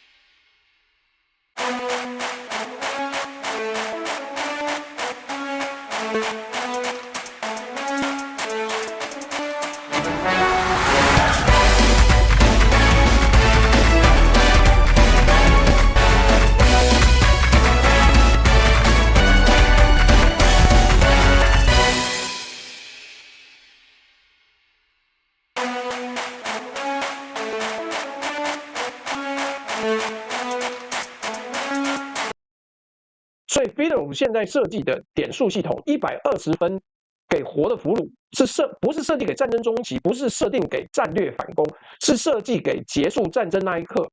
各位，这一个观察在中文圈我还没看到任何人讲过，这是小弟我的独家分析，就是乌克兰准备终战了啦，而且还没完，他战后的外销已经 soft launch 了。你以为点数系统只跟战俘交换有关？错 ，Fedorov 的全盘布局更大。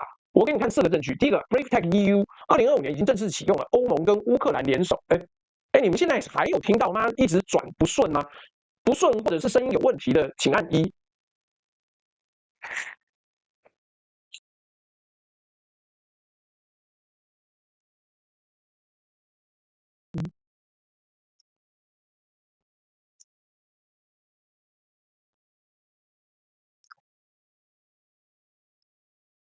看这到底是他哪里有问题？我这边的还很顺啊，真奇妙。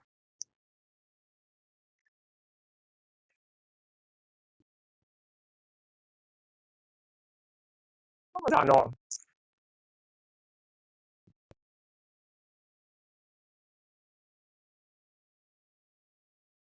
连吃苹果就到掉帧，画面卡住但有声音，2倍速播放，看这怎么搞？好，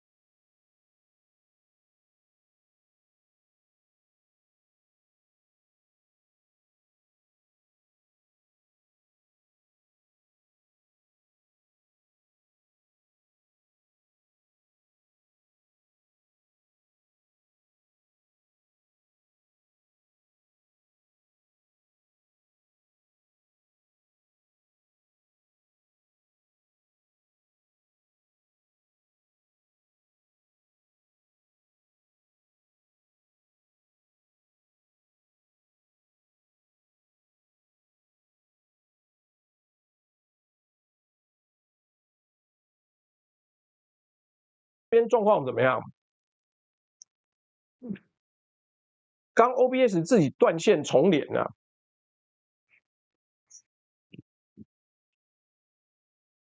好，来，欧盟跟乌克兰联手，苹果算是业配啦。我们的那个进口水果有卖，这是纽西兰的 Queen 皇后苹果。现在我这边恢复咯。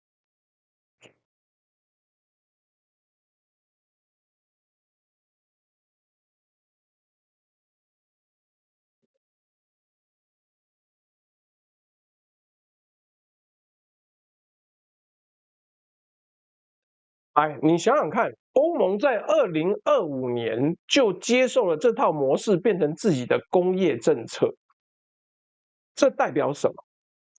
代表什么？乌克兰已经把自己定位成欧洲国防工业的孵化中心，这不是暂时的必要动作，这是战后布局。再来 ，Unite Brave NATO， 2026年初启动。NATO 国家公司与乌克兰公司联合竞赛目标是让乌克兰军工能力进入 NATO 的标准采购链。换句话说，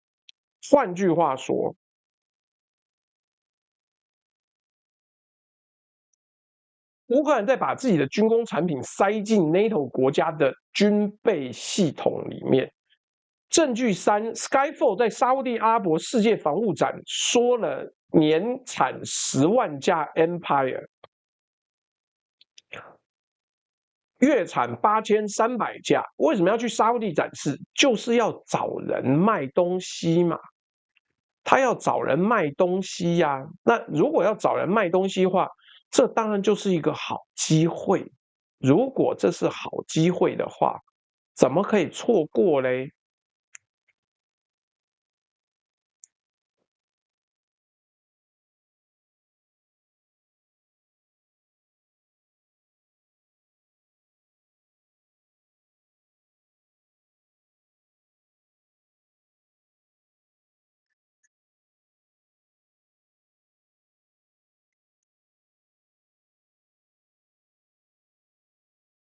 你想象一下，乌克兰跟沙烏地阿拉伯之间没有战争，没有共同敌人，没有正式军事同盟。Skyfall 带着实战验证的 Vampire 去沙烏地的世界防务展，只有一个理由：卖武器啊。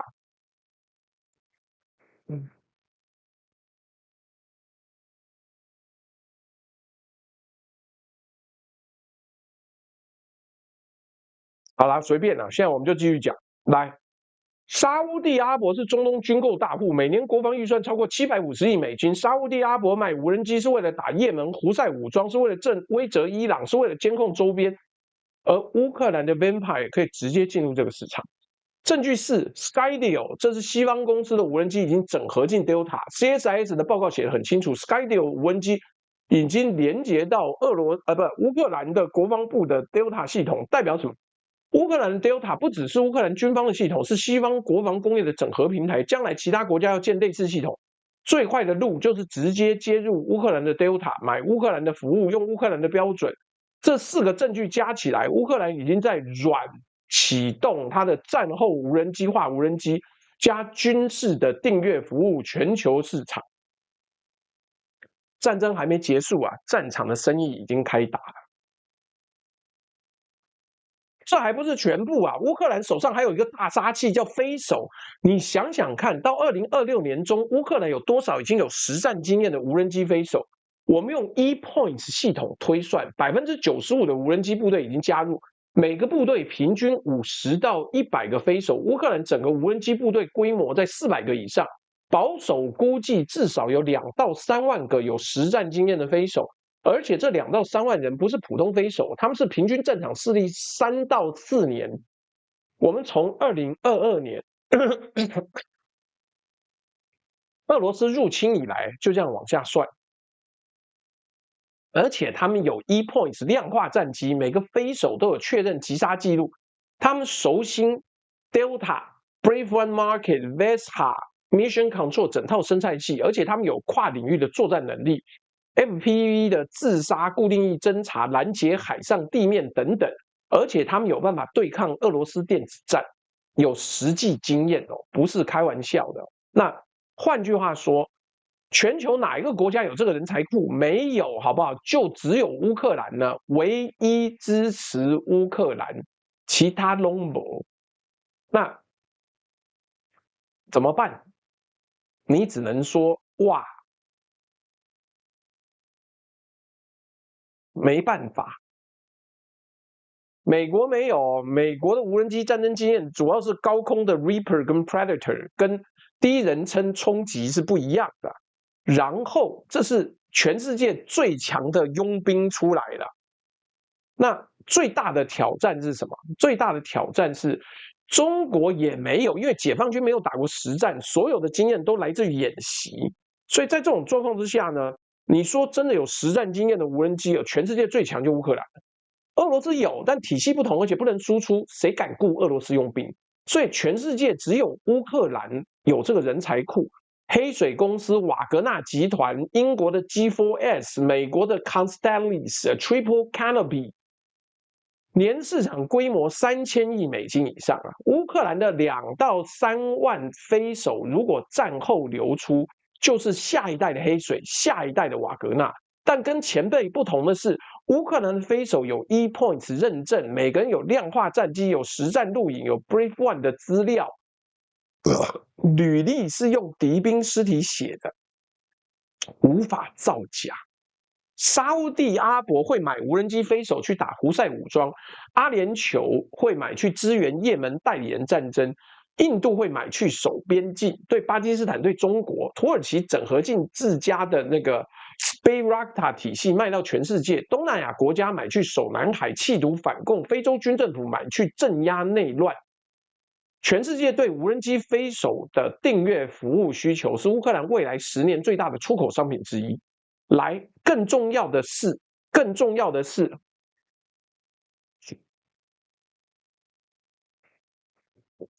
前面这一段是乌克兰一国的战略时间表。乌克兰只是更大趋势里面的先锋实验场。更大的趋势叫什么？全球 AI 杀人红线崩塌了。过去10几年哦，你们可能不知道，国际社会努力推一条红线，叫致命自主武器禁令，也就是禁止 AI 在没有人类监督之下杀人。联合国特定常规武器公约下的政府专家小组，从2014年就开始谈判。Stop Killer Robots 国际联盟集结了270多个 NGO。2023年联合国大会152票赞成，4票反对，要求启动法律框架谈判。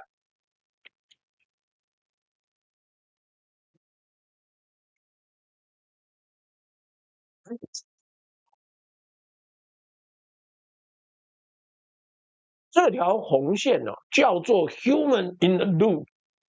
决策链里面，人类必须要决定扣扳机。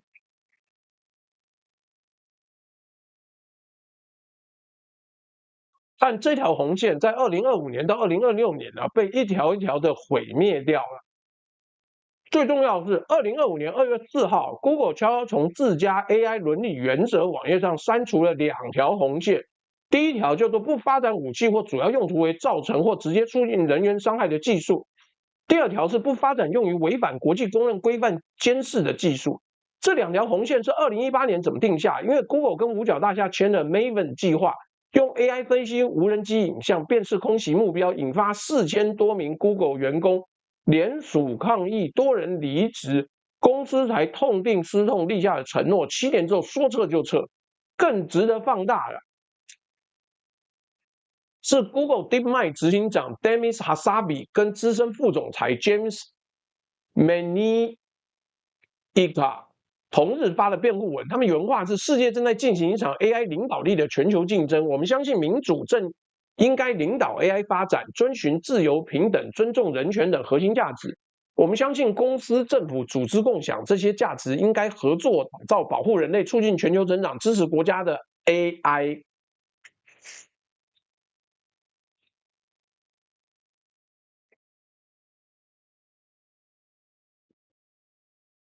你听出来了吗？他用民主2个字当理由，把工程师抗议下定的红线抹掉。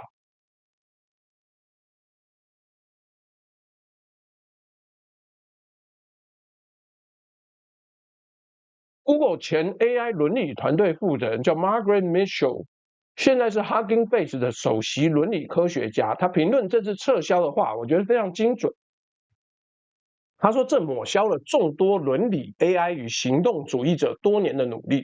更严重的是，这意味着 Google 现在很可能会直接部署能够杀人的技术。但 Google 不是孤立啊，2024年到2025年一整年，矽谷大型 AI 公司是全面军事化的转折点。我给你看名单 ，OpenAI 跟 Palmer Luckey 的 Anduril Industry， 安都瑞尔啦，就是我们这样子的东西啦。那合作开发的反无人机系统，并且修改使用条款，移除禁止军事与战争用途这一项。Anthropic 没错，就是 Cloud 模型背后的公司，跟 Palantir AWS 合作，把 Cloud 模型送进美国国防与情报社群。Meta 开放了 Llama 模型给美国军方跟国家安全应用，合作对象包含了洛克希德马丁、Booz Allen Hamilton、Palantir、Oracle、IBM、Microsoft 跟 Amazon 长期维持五角大厦云端合约，扩大向以色列 Project Nimbus 提供 AI 服务。2018年 Google 抗议，结果矽谷好不容易叠起来的 AI 不杀人业界共识，到2025年幽默说你真幽默啊！飞手1个月量产哪里来的门槛？你有多少飞手上战场杀过人？他妈纸上谈兵谁都会啊！赵括有没有听过？什么叫纸上谈兵？就是说得很好，写得很好，但没有杀过人。不要做梦了，好不好？来，每一家给出的辩词呢，在瓦解了这个 AI 不杀人的业界共识，都说什么民主必须领先，中国 AI 在追上，不做就让对手做。那以色列在加萨用了3套 AI 自主武器系统 ，Lavender 目标识别 ，Where Steady 追踪目标到家 ，Gospel 建筑物识别，这3套系统参与了过去2年加萨战场的目标选定流程，几乎每一个都有参与。几乎每一个都有参与。你说他有没有让 AI 作战？有，也就是人类现在以民主必须领先为名，正在亲手把人类推向魔鬼终结者里那个天网的时代。只是现在的天网不会自己觉醒，是我们一个案件一个案件的把它造出来，一个合约一个合约的把人类监督 AI 不杀人的这个共识给删掉了。从这个角度看呢，乌克兰的 Brave One 不是孤立现象，是这条全球轨迹上的先锋实验场。其他国家还在开记者会、发白皮书辩论人类是否仍需在回路中的时候，乌克兰已经把这套东西跑进实战了，收割了24万个结果，收割了24万个结果。干是，妈喷农药就跟杀人一样，你好棒哦，妈干这种妈网络键盘军武迷就是最棒的。那你都不用杀人，妈以后我们打电动，玩第一人称射击游戏，你就妈拿中尉上尉了，好不好啊？乖，来。所以乌克兰的国防部现在讲，他的人其实就是无人机啊，还在讲 F16V 的电子仓可以自动锁定，干，那你用 F16V 去打无人机啊？台湾 AI 现在主要政府的用途在发防诈简讯。乌克兰一年用 AI 杀了那么多人，以色列用 AI 做了他的作战先锋，矽谷在毁掉 AI 不杀人的最后一道墙。全球 AI 军事化的时代，这个窗户已经打开了，而台湾的 AI 在发防诈简讯，这已经不是技术问题，是站位问题。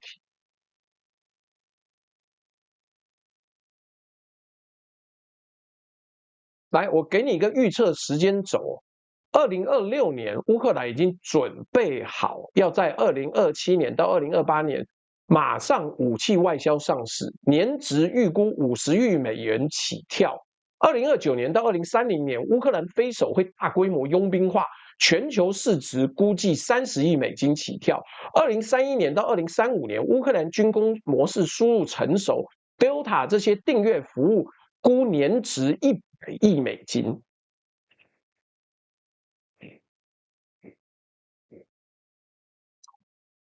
整个2030年代啊，乌克兰很有可能变什么？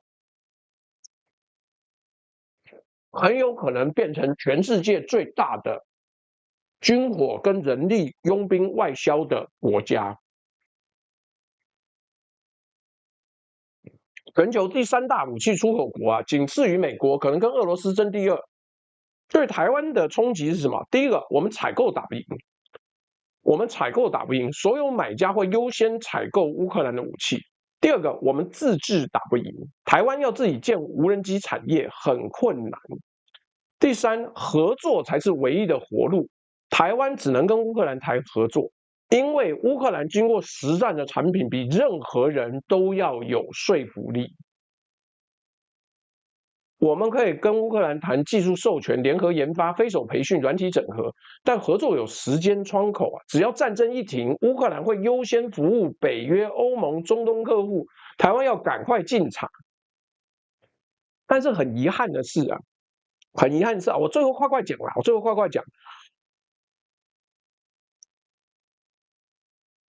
台湾的真实处境呢，我简单的说，这是《纽约时报》的报道。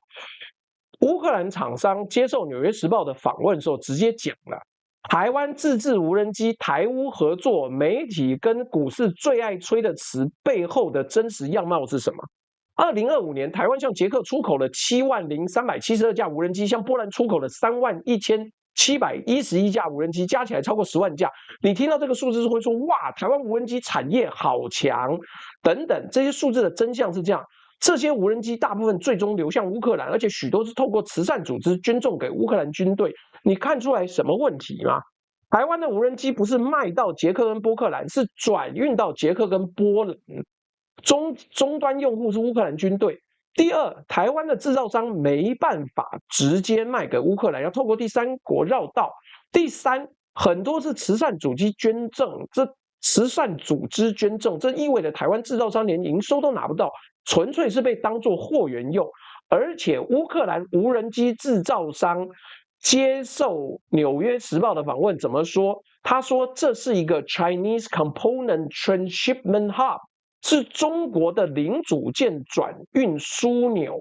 为什么？因为中方2024年起收紧对乌克兰直接销售零件，背后是中俄关系考量，但这部分零件在台湾仍然可以购得。台湾企业把这些零件组装打包，透过东欧国家转运到乌克兰，也就是台湾这条供应链里面的角色，是把中国洗白的零件洗到乌克兰去。这个角色的精确名称叫什么？洗钱的洗钱机，洗零件的转运站。所以真的讲的东西是媒体一直在吹台湾供应全球科技，但是在无人机这条最热的赛道，我们供应的不是技术，是位置。位置就是中国零件可以买得到、可以组装、可以再寄出去的位置。第二个，我们以为自己在支持乌克兰，但是很抱歉，乌克兰制造商的描述是我们从这里买到中国零件，人家才不是在感谢台湾挺身而出，是在用我们绕道。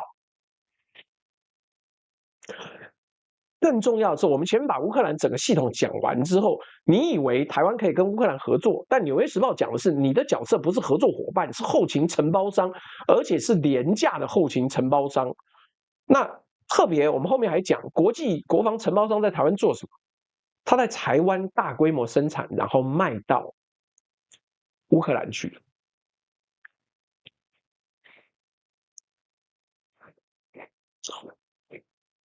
纽时，你可以去看那一个纽时的报道，我就不多说了。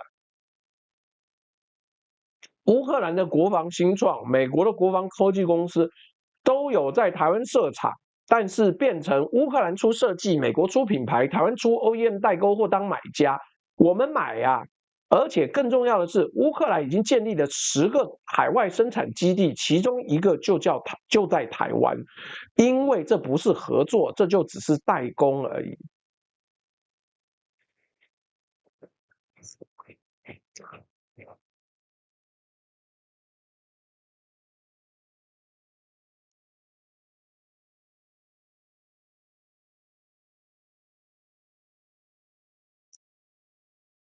所以泽伦斯基在3月公开讲了，他不希望乌克兰设计的无人机作为硬体在海外卖，他要的是什么？是你去跟他订阅设备软体更新，像 Netflix 一样啊。乌克兰远程飞手提供操作服务，他在乌克兰操作你的无人机去飞啦。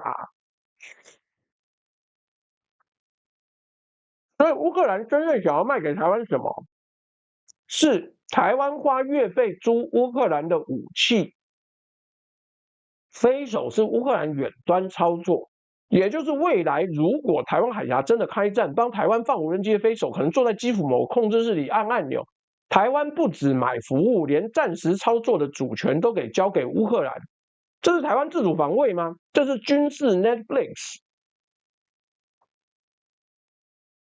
台湾不是缺钱，不是缺技术，不是缺人才，台湾缺的是定位。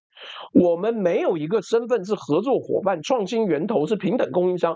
我认为还有一个机会是我们提供各种零组件跟定制型的副厂品牌的东西，就像刚刚讲的 AI 辨识、情报收集，然后精准的热成像，然后精准的声音收集。我们可以卖这些套件，没有人要买你已经做成的无人机，特别是乌克兰自己就有600家的军工厂商，无人机他们专业，他跟你买干嘛？他要的就是你这边贴牌贴的老共的大疆之后卖到欧洲去，也就是台湾现在的东西。纽时大概用了快2万字铺垫一个结论：台湾的价值在这条全球无人机供应链里面，不是设计能力，不是工程能力，不是产业能力，是位置。位置就是中国零件可以买到的地方，位置就是美国公司可以租厂房代工的地方，位置就是未来战争可能爆发，所以现在先摆几架无人机在这里测试的地方。人家要的不是你的位置，是你的地缘政治的精准点。我们一直以为自己是科技岛，是民主灯塔，是亚洲的瑞士，但是2026年，从基辅、华府、布鲁塞尔这几个地方看过来，台湾是一个位置不错的地皮，地皮上有不错的代工能力，地皮旁边有可以买的中国零件，就是这样。所以你要跟着炒股票，你要跟大家吹，我不是说你一定赚不到钱，而是这才是真相。我们有半导体，全球都在拼命建自己的晶片产能，降低对台依赖，时间站在他们那边，不站在我们这边。我们有美国的战略模糊，但是川普的交易式同盟让模糊从保护变成不确定性，对弱者不利。我们有地理优势，但中共封锁战术不需要登陆。聊天室听到这里干，等等，我想到赵康还在那边瞎讲，他说干 LNG 船我就挂美国国旗呀。第一个，你挂美国国旗又怎么样？人家是拦阻你进入我国的海域，那 LNG 船是怎么样打不爆，是不是？人家要求你停船，你用武力硬闯，是打得爆的，好吗？是打得爆的嘛？所以，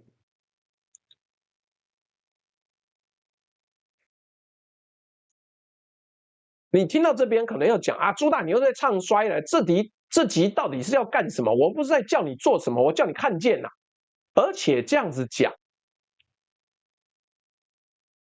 这是一个很重要的事情是，请你好好的思考。我们从买打不赢的武器，借子孙的退休金买了 M1A2 F16V 这些根本用不到的武器，结果现在能用的武器我们根本抢不到。台湾的国防部、国安会、总统府有没有任何一个机制是为了结束战争那一天做准备的？我们连那一天在谈判桌上面要谈什么都不知道，所以今天没有任何鼓舞人心的结论。因为这一集要讲的真相是什么？乌克兰花了5年的时间血战，把全球无人机产业迭代到2026年的高度。台湾可以选择花3年备战，跟着迭代上去，或者继续花钱买打不赢的武器，等战争来临那一刻才惊觉手上没有能用的武器。这个选择不在华盛顿，不在东京，不在首尔，不在基辅，在你我的下一票上面。但选择的时间窗跟机会正在每天的观想。今天直播到这边这集你看到这边，比任何一个拿着3.25兆预算人都更应该被当回事。第一，乌克兰已经在做终战准备了，我整理几个关键。第二，我们没有台湾版的乌克兰国防部长，所以我们没有准备好数位防御。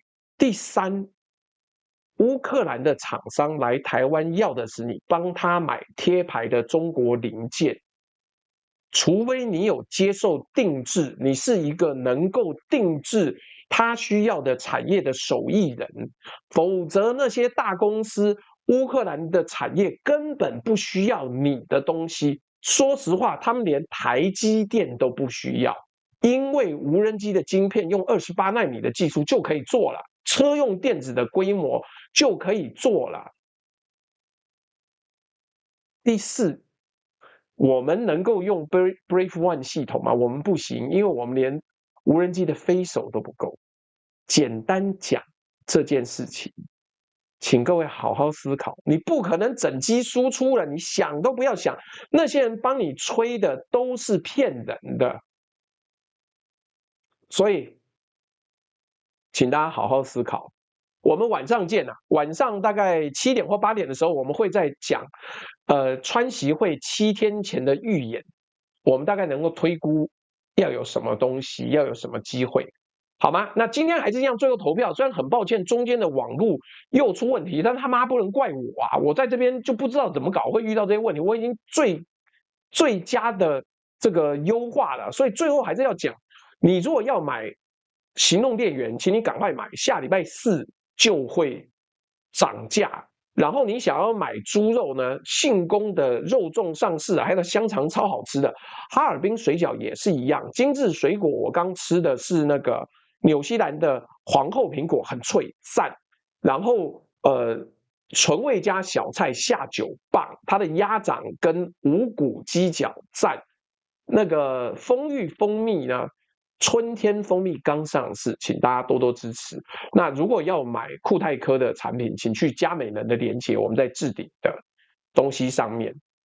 所以我先跟你讲，锂电池会涨价啦，那你股票自己看好不好？来，请各位记得按赞、分享、开启小铃铛。你如果觉得今天的内容好，讲的也好，请按1；如果你觉得今天的内容好，但讲的不好的话，请按2；如果你觉得今天的内容跟讲都不好的话，请按3。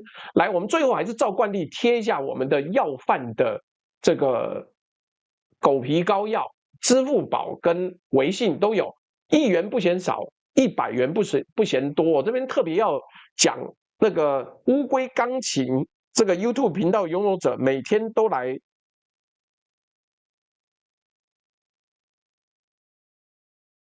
来好好的这个讨论，说要我支持他，所以我这边帮他宣传一下乌龟钢琴，不知道是乌龟弹钢琴还是怎么样，请各位多多支持哈。今天的节目到这边告一段落，等下各位会被直接跳转到另外一个晚上的内容去，晚上就要听，好不好？就这样，你不要说云豹要做无人机，跟易美要做无人机，有没有听过？你去买一个冰淇淋，去买一个双淇淋，就在支持易美，好不好？开心吧？好啦，先跟各位道别了，我们晚上见。